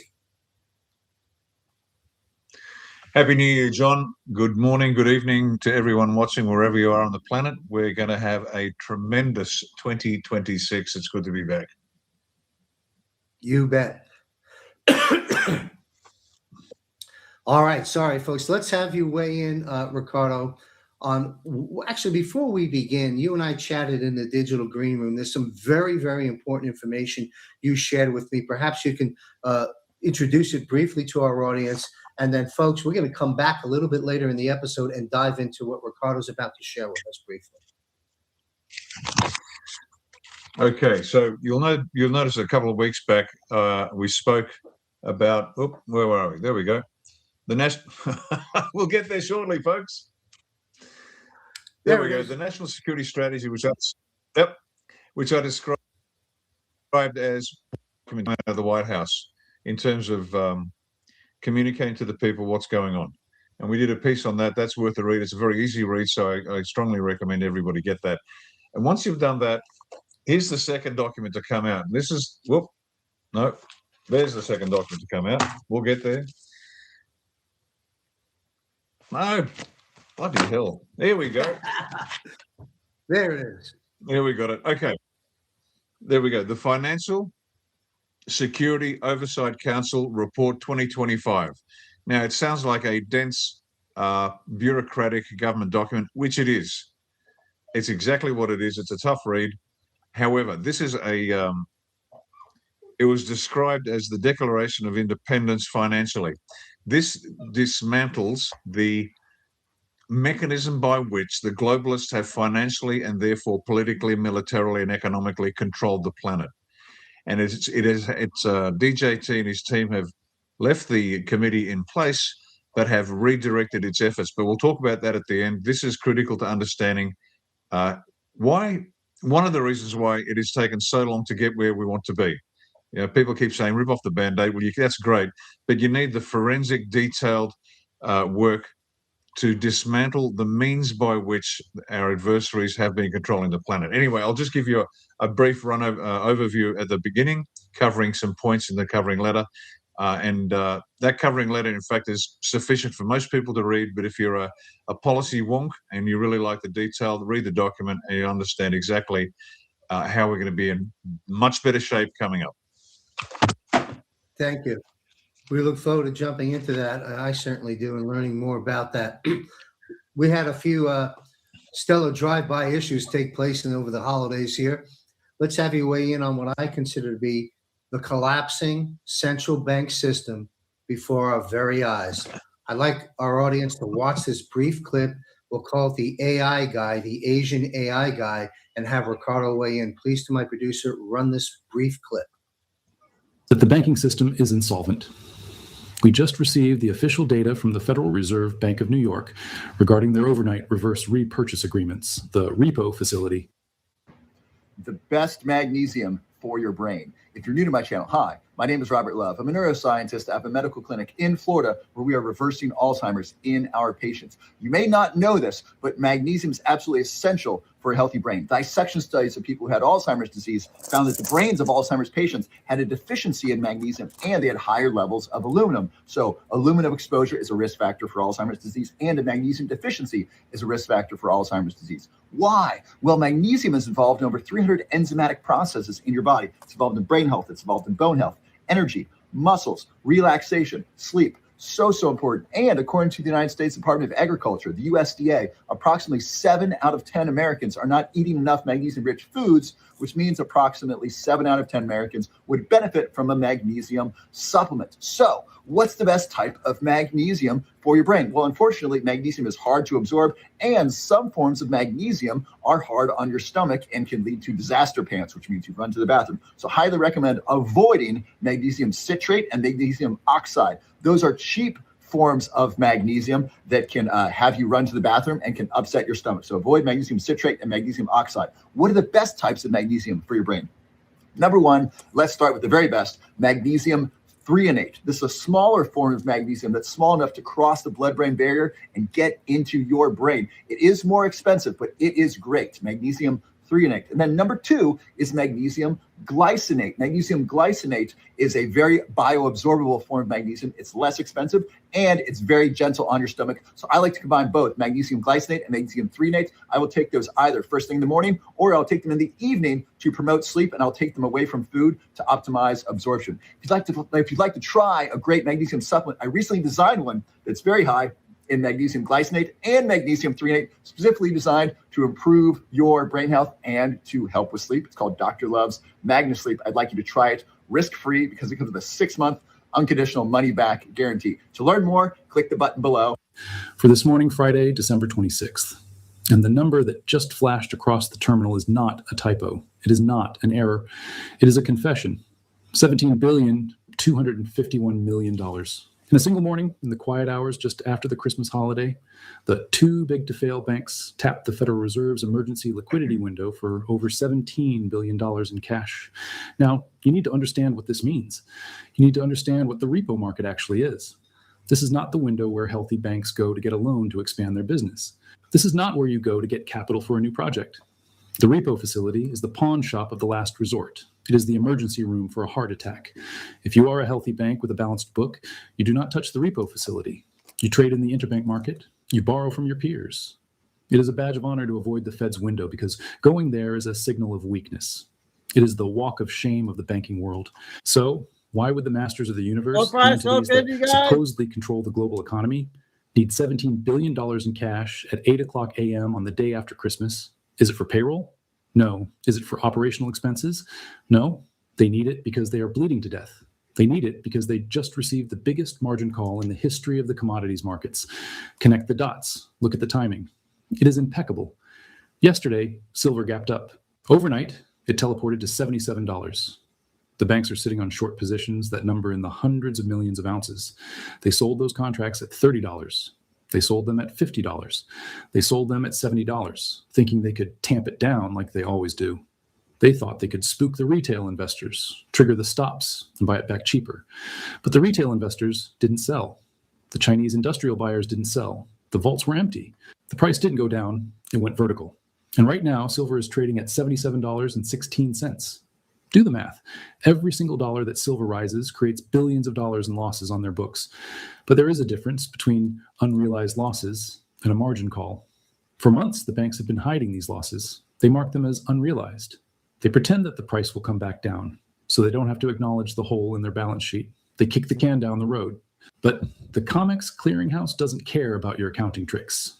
The exchange doesn't care if you think the price will go down next week. The exchange cares about solvency right now. When the price moves $5 against you in 24 hours, the clearinghouse computer spits out a number. It says, you're underwater. Post the cash to cover the risk, or we liquidate your position. This morning, that computer spat out a number, and that number was evidently $17 billion. The clearinghouse called the banks and said, pay up. And the banks looked at their ledgers, looked at their liquid cash reserves, and realized the terrifying truth. They didn't have it. They are illiquid. They are insolvent on a mark-to-market basis. So they had no choice. They gathered up their U.S. Treasury bonds, the only collateral they have left, and they ran to the Federal Reserve. They pawned their treasuries for overnight cash just to keep the lights on, just to prevent the clearinghouse from forcibly closing their short positions and sending the price of silver to $200 instantly. This $17 billion is not a stimulus check. It is a tourniquet. And it is a desperate attempt to stop the bleeding before the patient dies on the table. And think about the day. It's Friday. In the banking world, bad news is always buried on a Friday. Banks fail on Fridays. Regulators seize assets on Fridays. The fact that this liquidity spike happened on the Friday after Christmas, when nobody was supposed to be watching, tells you everything you need to know about the severity of the crisis. All right, thank you to my producer. Rick, before I have you weigh in on what's really going on, I want to talk about a couple of things. First, to our audience, yes, that video is pre-Christmas, and here it is post-New Year's, but that number now is 51 billion. At least it's probably gone up since then, but a few days ago, they went to the lender of last resort, the Fed window, and picked up 51 billion to keep their butts afloat. So I just want to make note of that. Second thing is this. I'm not an expert in matters that granular, but I've been looking at this stuff for 30 years. Okay. And obviously technology and things have changed. I find this report and this series of reports that is being put out under this AI Asian guy to be highly, highly accurate. So much so, and this is a question for Ricardo, so much so that I'm wondering, is this a deployment of the white hats? This information is so laser. This information is happening in real time, publishing a couple times a day or every couple of days, keeping us up to date, allowing us to see the implosion of the central bank system. I've put comms out to a few people to see where we can source the true content of this series of videos. I'm waiting for feedback. And to our audience, you can, if you know or have some ideas, send me an email, john@jmcbroadcasting.com. Rick, before we get into the content of the central bank collapse and what's happening with the silver issue, what's your off-the-cuff take on this AI-driven incredible content that's coming out? Who do you think might be behind this? I mean, I'm just curious. We've got no audio. I've got no sound on Ricardo. Okay. How about this? Is that better? We got brilliant. As soon as this guy turned up, I followed him with great interest because few people have the detailed knowledge to deeply understand exactly what he is saying. But it's clear that much of what he was saying was accurate enough if you have I guess, a moderate understanding of banking, and few people do. But a lot of what he was saying was true. And the more I followed him, I thought, okay, this makes sense. This is logical. I get it. Yes. But then as the broadcasts advanced, I thought, no, he's wrong. No, that's just flat wrong. He's making the wrong prediction. He's making the wrong call. Something's going on. So at first I thought, okay, this looks pure white hat. Then I thought pure white hat, a little bit of black hat. And at that point I went, I'm going to stop now and just watch. I'm going to stop. I'm not going to make any predictions about the source of this. It is incredibly persuasive. And I looked at it as a weapon system. You deploy the weapon system and you want to see its efficacy. And if it's effective, particularly if you're doing a bait and switch, then you build up a high level of trust. And then when you've developed that trust, you shift the people in the wrong direction. And that's what I saw happening. And since we'll be talking about silver shortly, I'll explain why in a moment, where I could tell that something wasn't quite right. So very persuasive, accurate, informative. And then there were just every now and then there'd be something that wasn't quite right. And it was that the conclusions he came to, and there were a number of these videos, a couple of conclusions and recommendations he came to that alerted me to be very leery of this particular individual. So again, white hat, black hat, who's to say? We need more data to see down the track the effect of what this individual AI report is saying and where it leads the people. Because the test will be, if it's leading the people astray, you'll know that it's nefarious. If it's guiding the people in the right direction, well, then that's a better thing. But that's the best I can do at this stage. It was an important one. Well, thank you. You know, I'm glad you weighed in on that. I haven't watched too many of the subsequent videos, snippets of one or two since, so I had not yet detected what you have just raised as an issue of concern. And the term bait and switch is very, very powerful here. So I'm going to I'm going to do one of two things. I'm going to stop watching them, or more than likely, I'm going to continue and see if I detect what you're talking about. Because thus far, certainly in the first one, and the events that have followed since have been accurate. And those are the mechanics. We know they've been selling naked shorts and trading, controlling and manipulating the price of gold and silver forever. And now they're caught. And we see that by the prices of silver in Singapore, the prices of silver now in China, COMEX not. But I'll be paying attention, and I'm glad you raised that point, and so should our audience, if this is a sort of a bait and switch situation. But let's jump into the aspect of what is happening. We have silver at almost. So what's the best magnesium for your brain? Hi, my name is Robert Love. I'm a neuroscientist, and I specialize in helping people prevent Alzheimer's disease with science. You may not. $75 an ounce. That was a commercial. The banks are panicking. It's been said, I don't have any finger proof, that two of the banks that pretty much went upside down last week was Bank of America and Citicorp in speculation world, but were bailed out by the overnight lending at the Federal Reserve window. What's happening here, if you want to break it down for us? I see it as a white hat operation. I see the clutches coming off the control over gold and silver. I see Melania wearing a silver dress at Mar-a-Lago and Trump singing "Hi-Ho Silver." I don't know. What do you see?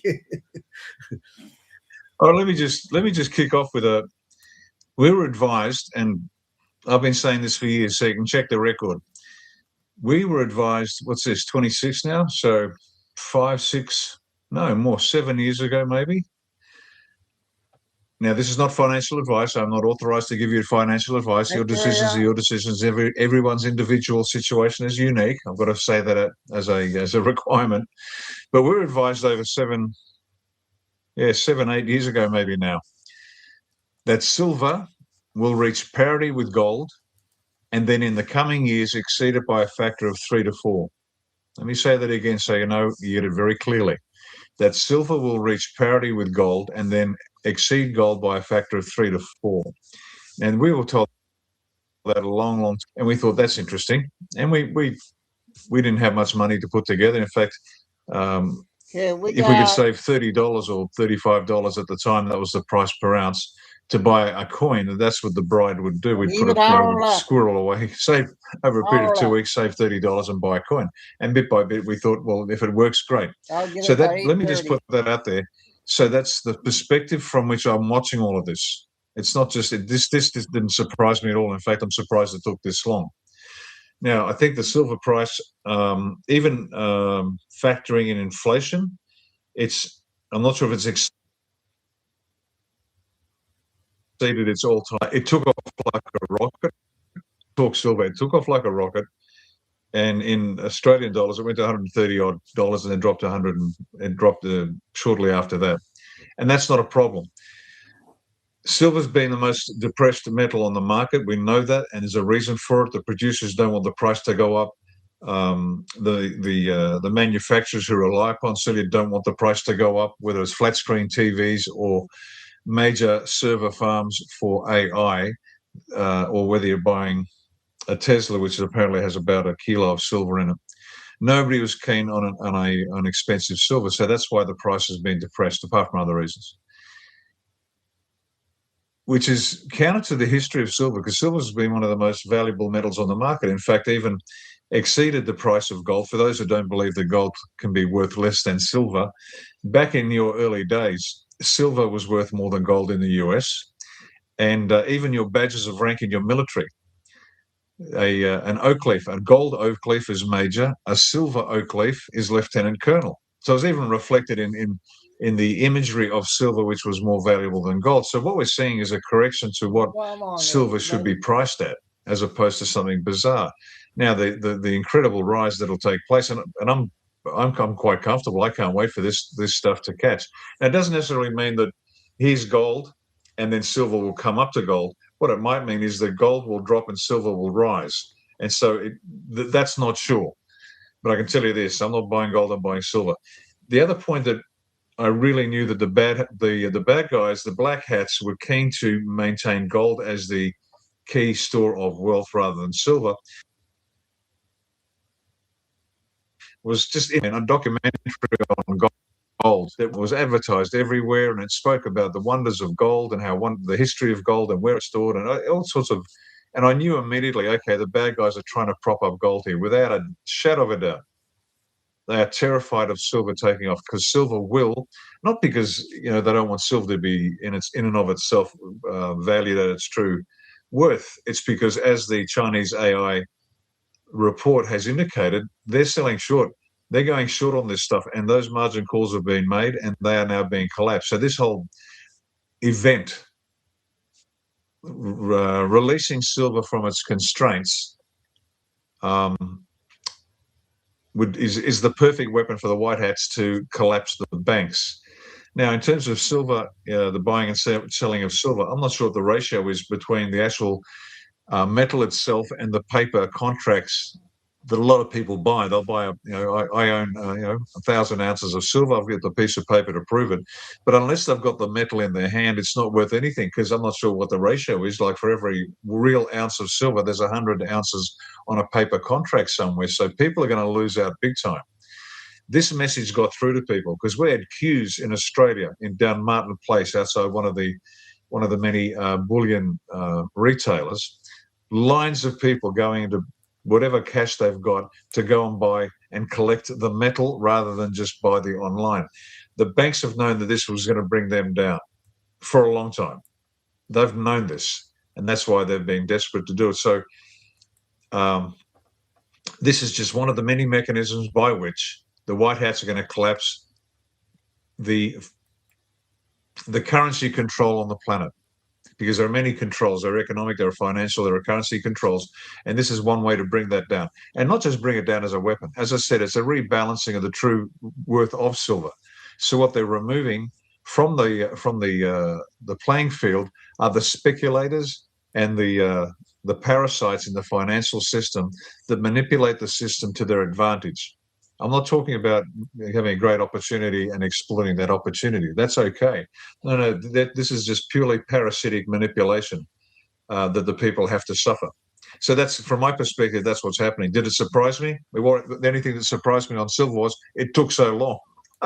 Now, a couple of technical points.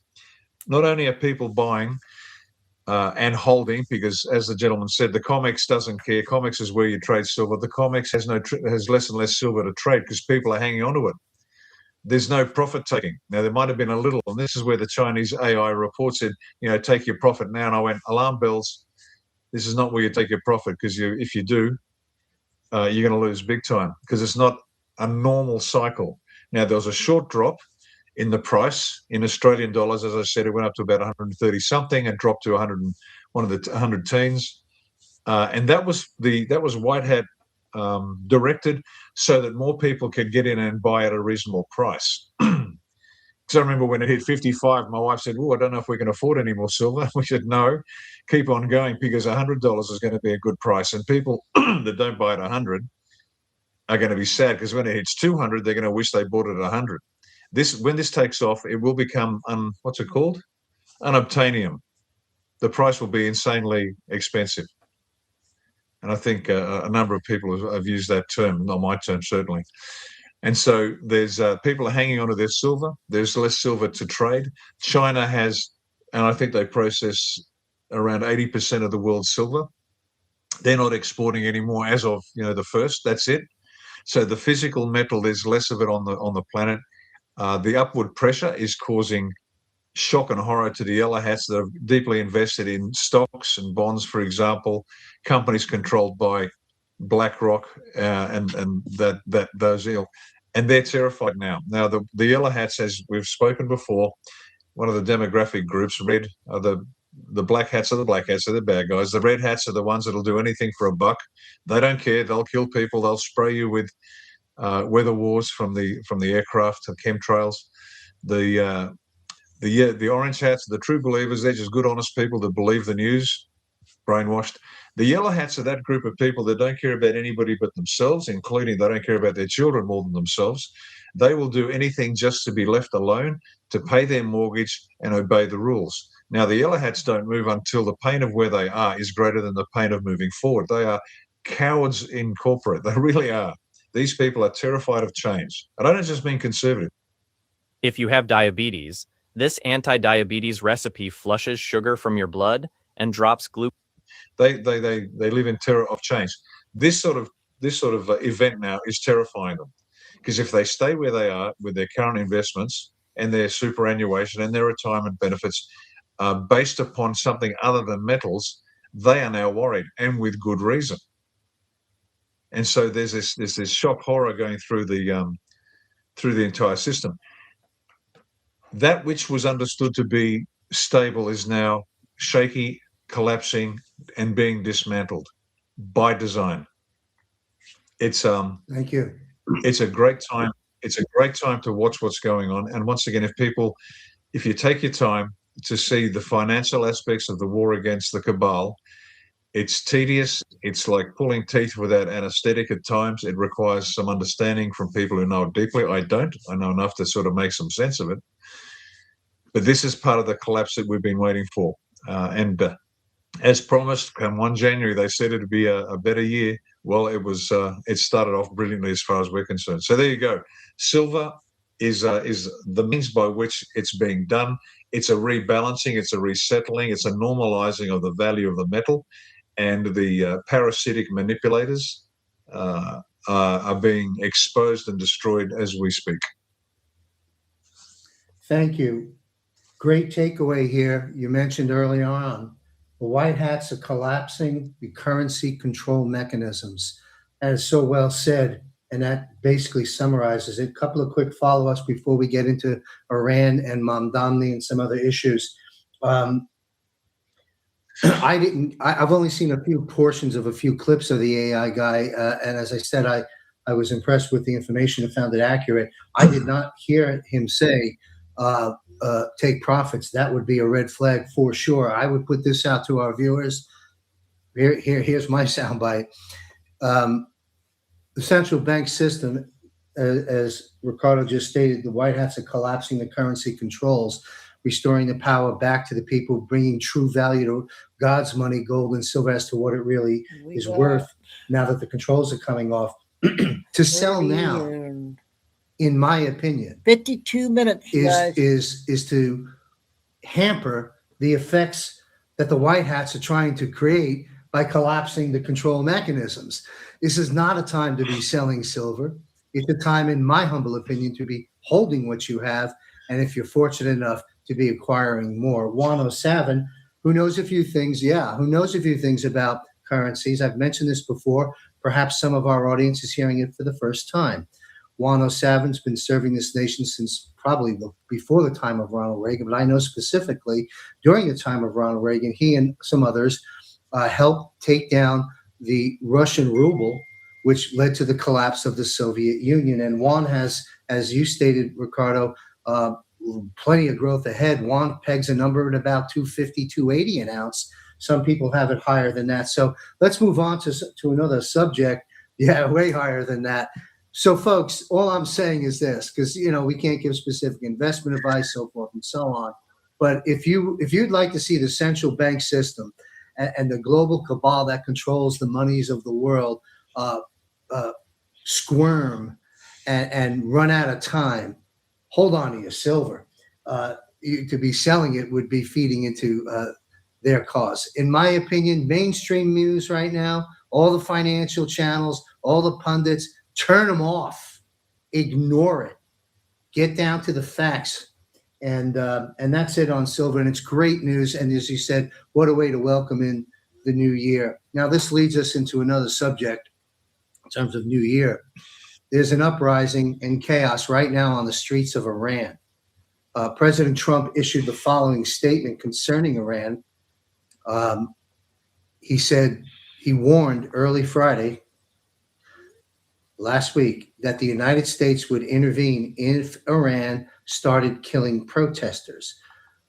He wrote on Truth Social, the president said, quote, "If Iran shoots and violently kills peaceful protesters, which is their custom, the United States of America will come to their rescue. Look, we know the people of Iran are good. We know what happened under Jimmy Carter's watch. And I believe this is changing, but I want to know what Ricardo Bossi has to say. President Trump concludes, he says, we are locked and loaded and ready to go. Trump's warning comes as demonstrations triggered by Iran's deteriorating economy expand beyond the capital and raise concerns about potential heavy-handed crackdown that we're seeing by security forces. At least 7 people as of yesterday, including protesters and members of Iran's security services, have been reported killed during these clashes, according to international reporting. So we have the president's statement. We see this mess unfolding in Iran. Nobody better than to talk about quagmires in war economies and countries than Ricardo Bossi. What's happening, sir? Yeah, this is very interesting because for those of you who did read we did have a look at the National Security Strategy document, you'll notice that one of the principles is a quote, a predisposition to non-interventionism. Now, for the longest time, the cabal has used the US as the world's policeman, not to maintain peace, but to exploit their selfish opportunities to go into countries, take more out than they put in. A very sort of imperialistic view. And the US never liked being the world's policeman because it costs, what we're running all this nonsense overseas. Trump's return to this predisposition to non-interventionism is exactly right. And this comes back to the founding fathers. That's what always was their view.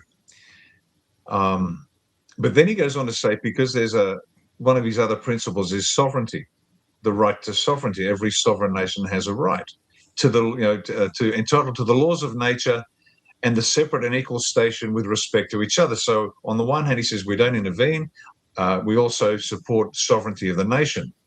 And so people might say, well, why is he threatening to come to the aid of the Iranian people who are protesting in their large numbers against basically cost of living issues? That's it. It's not.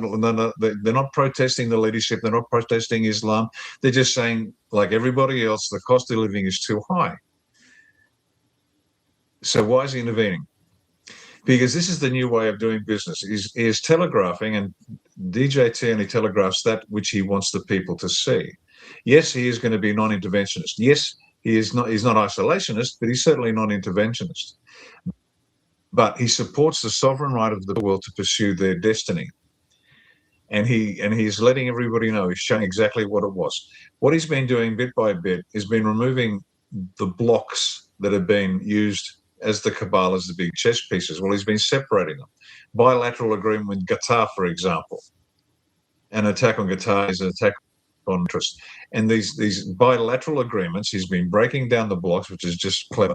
And now he's also saying, having broken down the blocks, we're going to make sure that people have their right to their sovereignty. And we don't intervene on small things, but this is pretty big. And he's using Iran because Iran has been the bugaboo, the problem in the Middle East for the longest time. 47 minutes. Yes, they're Muslims, but you got the Sunni and the Shia, and the Sunni is Saudi, and 90%, 95% of Muslims are Sunni, and the Shia are the Iranians. They're Persians. They're different. It's a different brand, and so they've been a difficulty for the world, and they have been backing terrorism for the longest possible time.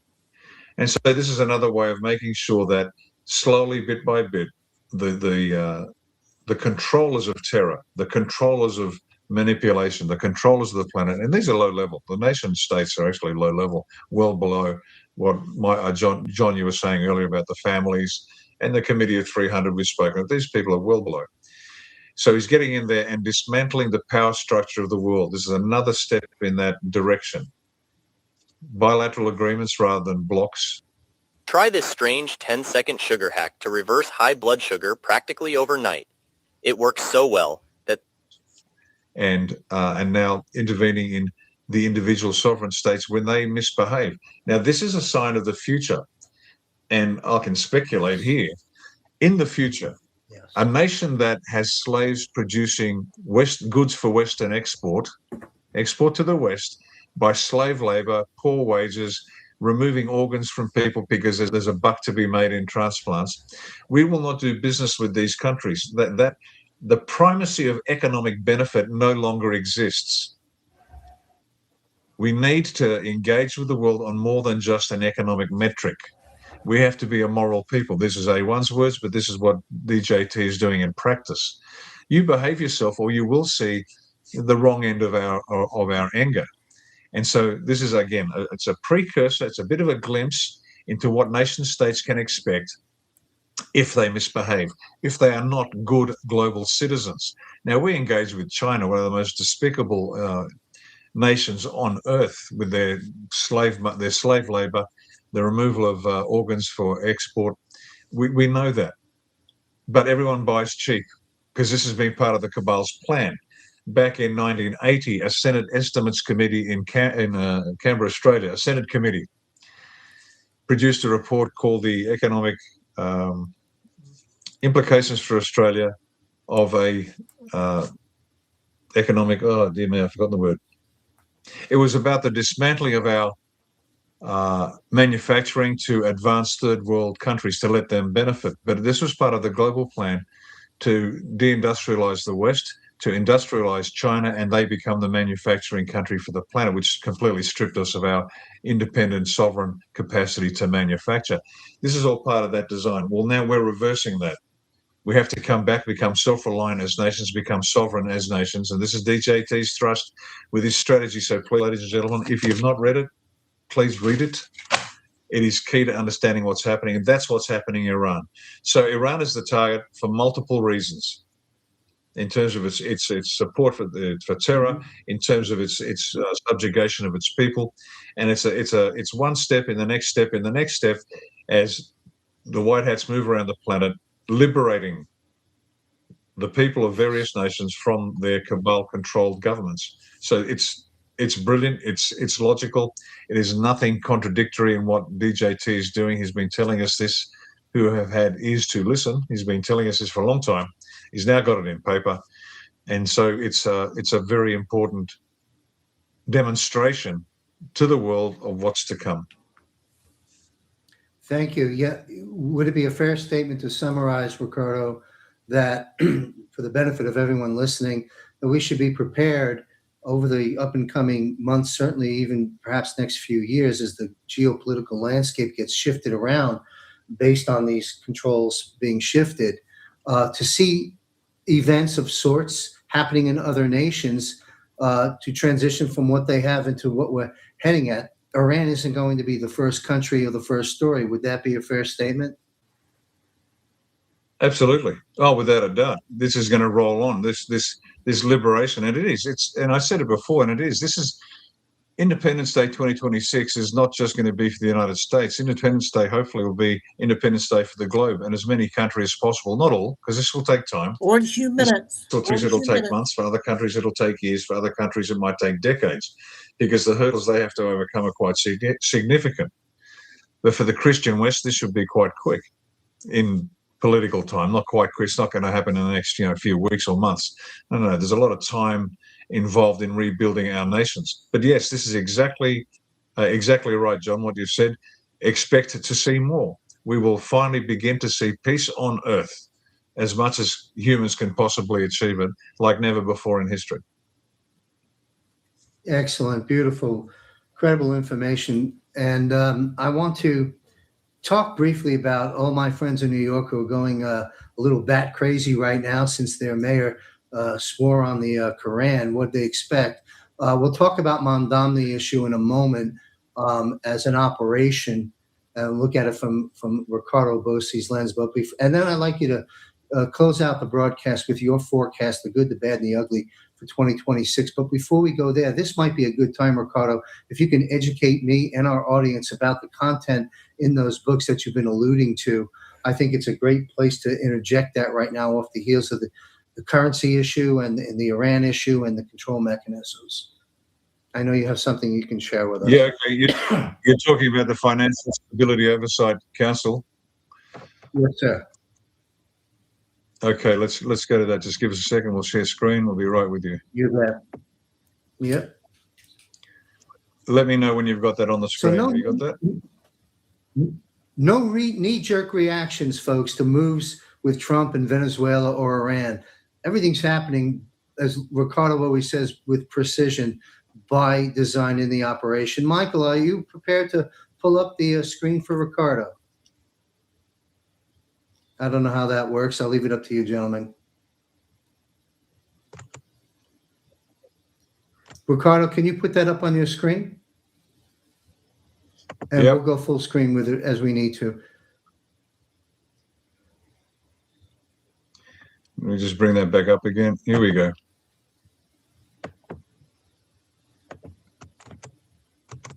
Tell me when you've got it.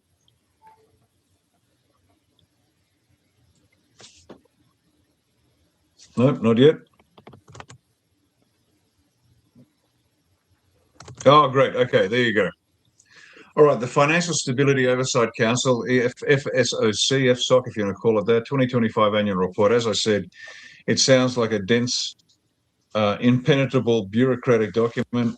That wouldn't be an inaccurate description. Now, for briefly, is a letter from the chairperson, Secretary of Treasury, Scott Bessent, in terms of the opening remarks of the report proper. Now, this document, let me just give you a quick introduction. The Title 1 of the Dodd-Frank Act created the Financial Stability Oversight Council and gave it the purposes of identifying risks of the financial stability of the United States, promoting market discipline, and responding to emerging threats to the stability of the U.S. financial system. Right? Dodd-Frank Act created the Financial Stability Oversight Council and gave it the purpose of identifying risks to the financial stability of the United States. Notably, the Act did not define financial stability. This is a typical black hat technique. You think, oh, this is a wonderful document, but they leave enough room in there so they can duck and weave and lie to the people. Historically, financial analysis has centered on identifying vulnerabilities in financial institutions or markets. So they narrowed their view in terms of financial stability to identifying the vulnerabilities in financial institutions or markets without much attention to anything else in the economy. So economic growth is critical to financial stability. So you've got financial stability as your objective. Let's have a look at what underpins financial stability. Economic growth is critical to financial stability. When economic output and incomes rise, debt burdens shrink relative to earnings. Loan performance improves and tax revenues strengthen the government's fiscal position. So good economic growth is good. Financial, regulatory, and supervisory policies generally do not account for the overall impact on economic growth. So what they call prophylactic financial, regulatory, and supervisory policies are those policies and impediments to performance that they unnecessarily sometimes impose upon businesses and individuals within the United States. And they don't account for the growth in the economy. Often, any cost-benefit analysis of a new regulation assesses the rules costs in isolation. The cumulative burden of regulatory and supervisory regimes and uncontrolled sugar tingling in your hands and feet, blurred vision, Is this warning, a porn your type 2 video, diabetes guys? may be becoming irreversible. If your hands fall asleep Oh, what happened? Dang it. at night, your vision blurs after carbs, and your glucose... The interactions among individual rules are rarely considered. And this happens a lot of the time by design, also through incompetence. Here's another law, here's another law, here's another law, here's another law, and it becomes impenetrably impossible to understand, and sometimes by design. Tax codes for just about every country on the planet are exactly like that. It is by design. Continue economic security as opposed to economic growth. That was the first one. Economic security similarly undergirds financial stability. Economic security similarly undergirds financial stability. Anybody working on short-term contracts knows that. In the national security context, the term economic security is defined in US law to mean the condition of having secure and resilient domestic production capacity. Let me say that again.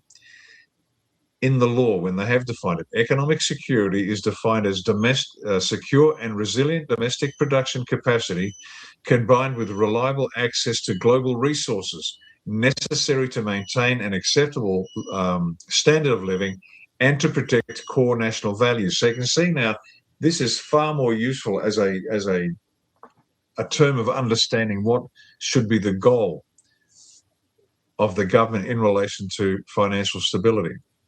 Secure and resilient domestic production capacity combined with reliable access to global resources. It is also core to financial stability. The fallout from the loss of the capacity to maintain the nation's standard of living can contribute to financial instability. I'll say that again. And I'm repeating this intentionally, ladies and gentlemen. The fallout from the loss of the capacity to maintain the nation's standard of living can contribute to financial instability. Conversely, the economic security requires that the US financial system reliably provide the resources necessary to enable the real economy to support domestic capacity, American standard of living, and core national values. So, just those 3 slides. Summing all of that up is, instead of growth being the measure, 25 minutes. which you'll see every night on news, gross domestic product was, GDP means nothing to somebody who is working 2.5 jobs to try to just feed the family. Growth is irrelevant. If domestic production capacity is down, American standard of living is down, and core national values are being eroded. And that's exactly what's been happening for decades and decades and decades. And that is the beauty. And again, it ties to Trump's national security strategy, where it's got to be for the good of the people.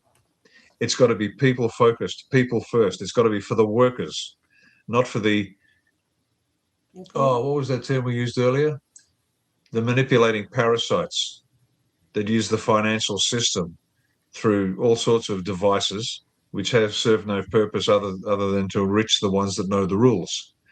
DJT, and that's why I describe this national security strategy as Donald Trump's love letter to the American people, because he is putting the American people, the American worker, front and center of that entire strategy. And it comes down to this, and again, a dense document, complex and necessary, a necessary read though. The Financial Stability Oversight Council has been stripped of its corrupted, undefined activities, and DJT has focused like a laser. Everything that this council now does is to ensure support for the domestic production capacity, American standard of living, and core national values. And we'll just stop there, because that's Thank you. it. Let's return Ricardo to the screen. Yeah, double screen, Ricardo, Bosi, and I, please. I'd like to see the retired lieutenant colonel on the screen. Let's get out of there. Okay, great. Yeah, I think that's under your control, Ricardo. There you are. You're there back. we go. All right, great. Well, thank you. Well, that's obviously important and critical information, and that's hook, line, and sinker off the heels of what we're talking about the global restructure. It can be said, in my opinion, that President Trump's legacy later will be having restored sound money, and then the ripple effects of that throughout the world, having restored election integrity and the ripple effects of that throughout the world, and then not lastly, not in any particular order, but rescuing, saving, and rehabilitating the children, seeing that never happens again. I believe that this is the core legacy that President Trump and the White Hats will leave behind. Yes, sir. Yeah, and there's one to add to that, and I'm glad you mentioned those others because they're very real. But there's an expression I heard from a comedian, a British comedian called Jimmy Carr. You don't necessarily want to watch him because he's highly intelligent, highly well-read, erudite, but his humor is gross beyond gross at times. So I'm not suggesting it's for everybody. But I heard an interview from Jimmy Carr, and credit where credit's due. He described this suicidal empathy that has penetrated the West. through wokeism and the degradation of our traditional values, this suicidal empathy where we feel so much empathy for everybody else that we just want to die. And that's the other thing that DJT has begun to reverse and will completely reverse, because the other issues are very, very valid. But on a civilizational level, our adversaries, the lunatic left, the cabal, the black hats, everybody that is against what is good and natural, their greatest achievement was to imbue in the minds of the West this suicidal empathy where our lives are worth less than everybody else, that the criminal is better than the victim, that we should support murderous Islamic terrorists than Christians who are just trying to pray to their God. This is a significant achievement. And in fact, that suicidal empathy wraps up so many of the problems we've got. And I thank Jimmy Carr for crystallizing those unformed thoughts that many have in their heads about why are we dying? What is happening to the West? That's it. Suicidal empathy, and DJT's actions, as well as words, have begun to reverse that. And we can once again be proud to be American, be proud to be Australian, be proud to be Canadian, be proud to be a New Zealander, be proud to be British. Because these Anglophone nations are the bedrock of the future of this world. Now, other excuse me, I'm not excluding others because they don't have anything to contribute. They do. They really do. But what people have to understand is which civilization did the most and acted first to remove slavery? The British. They paid half their GDP to pay off the sugar barons who were hiring slaves, excuse me, to produce their sugar at no cost. So for all the whining from every other country on the planet, get stuffed. It's been the Anglophone countries that are the foundation of the future. If you don't like it, I don't much care, because if we weren't the best, then if we weren't better than the rest, which we are, why does everyone coming to our nations? So this isn't sort of obscene national pride or jingoism. This is just a fact. And they've succeeded in teaching and imbuing into the minds of the young in the West this suicidal empathy, which I just feel like grabbing them and waking them and saying, I'll tell you what, come with me to Afghanistan. I'll leave you there for a month. 28 And you minutes, tell me guys. whether when you come 28. home, whether you want to be here or I there. hope Let's go to everybody, any was country on the okay planet. with And I this. mean it, any country on the planet. I thought it was okay. And I'm not talking about, swinging one through guy Dubai on the met way to was London good. and saying, I've been to the Middle East. You haven't been to the Middle East. Something You haven't different lived in an Islamic country. tonight. So, let's We did that's an hour one of the of greatest intel, hour and a half of legacies that intel. DJT, it'll go unspoken, but that's what he succeeded in reversing, this suicidal empathy. So on top of everything you've said, which is absolutely valid, I get Stop scrolling. This is huge.com. Non-stop. it. But this poisonous idea that's been put into Hey, our let's children's get heads and our busy children's heads, and we've been struggling to reverse, that will turn around, and DJT started, and we're deeply grateful to him for it.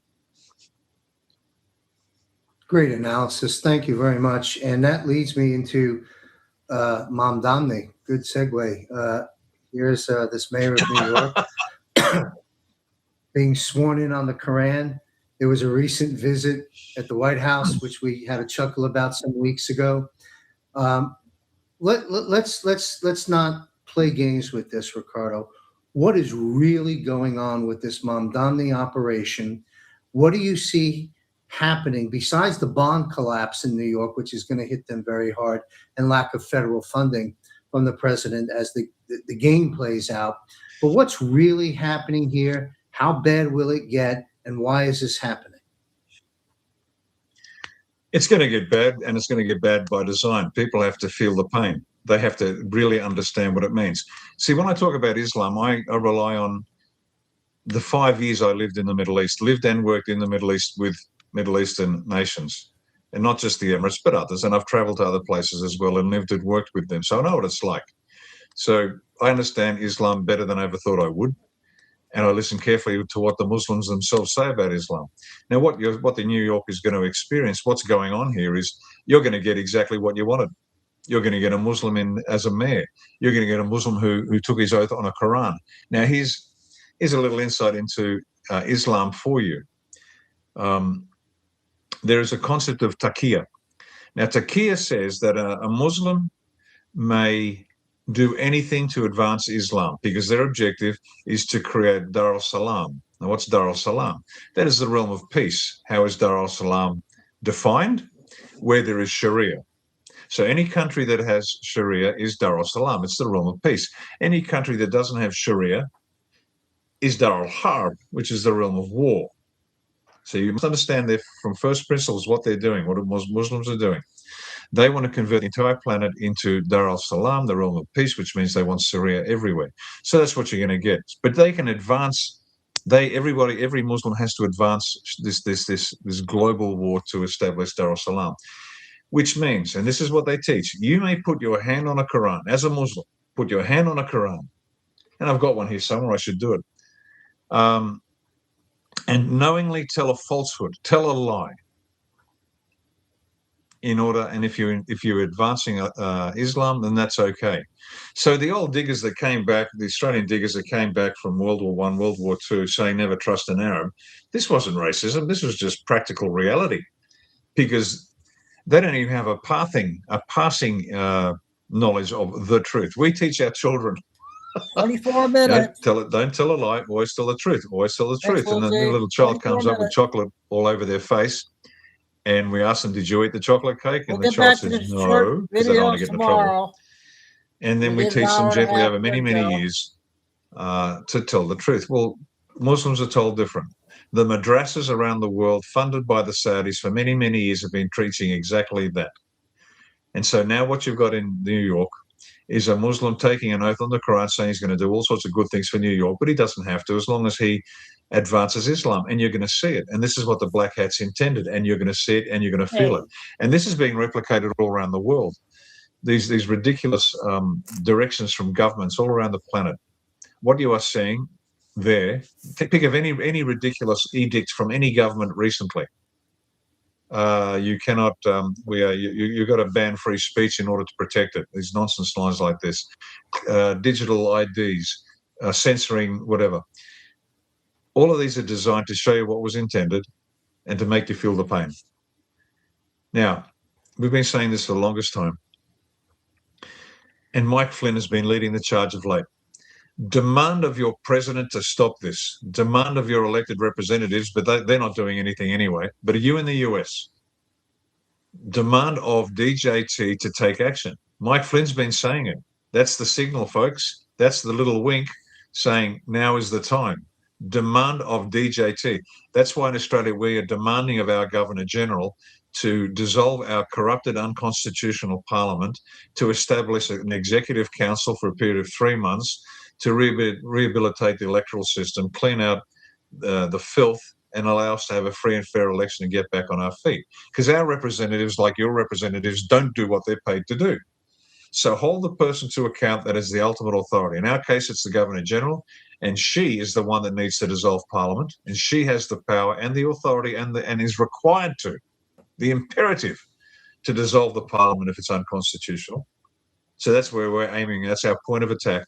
And you in the United States should be pointing a finger at Donald Trump saying, DJT, do your stuff. We're going to set you free. We're going to take the shackles off you. Do it. Because Mike Flynn's been pushing, and that's the signal everybody's been waiting for. And that's what's going to happen. So in New York, long answer to a short question, as usual, John, sorry about that. But that's what's happening in New York. You're going to see exactly what it is to have this ideology imposed upon you. And it's going to hurt. It will hurt. Why? Because people aren't pushing back. They're sitting back going, yeah, okay, whatever. Mandami said, okay, that's great, no problem. Now, did he really get elected? No. Was it corrupted? Of course it was. Because people aren't doing what they're required to do. It's time to stand up, demand of your president, demand of your governor general, demand of your prime minister, whatever it might be, to take action to remove this filth. Thank you. Yes, as they churn up the water, since you stated some facts here that it's okay to lie, if I'm paraphrasing you correctly, okay to lie on the Quran if it's in the best interest of establishing Sharia law. If that being the case, New York's in for a lot of trouble soon. It'd be very interesting to see how much they push back. Both coming I believe they will. And you talk about an NDE or a near-death experience. New York is about to Are embark you upon listening, one. Happy JJ? New Year. Get your head out of your butts, folks, and stop voting for these people. But more Okay. importantly, as we get the elections straightened out right, these things won't happen.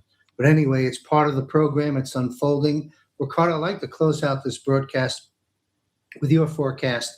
Go anywhere you want. Take as much time as you need, sir.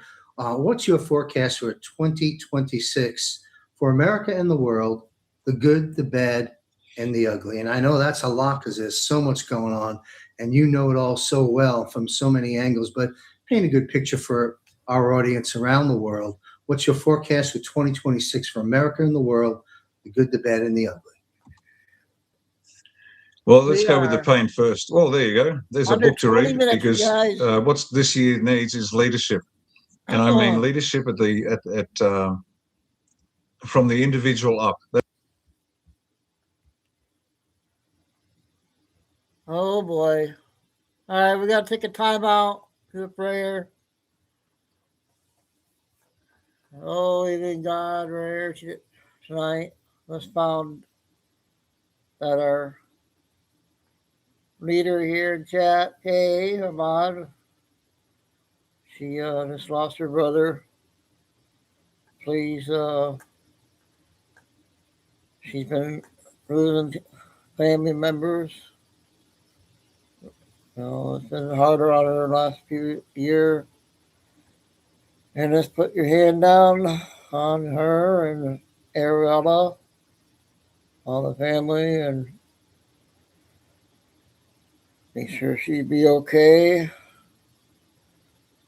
I know my brothers calls me a Nazi because of this show. So I lost a brother too. So, but please God, make sure everything's around the whole family there to rest in peace for them in your son's name, amen.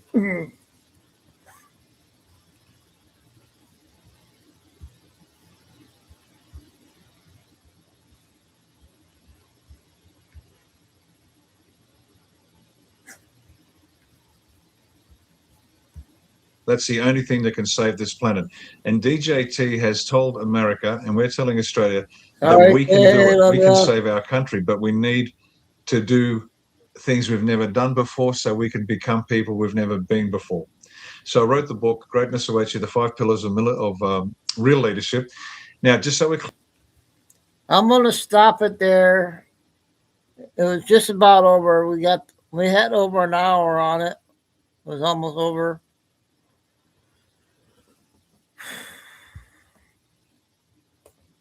Okay, KK. What happened, KK? So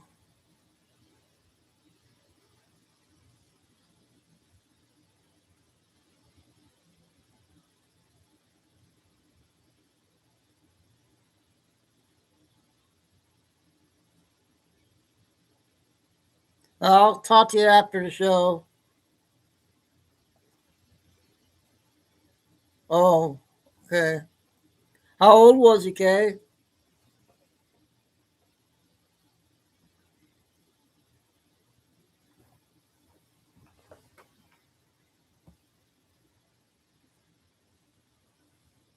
Oh, wow. He was older than my mom. My mom was 77.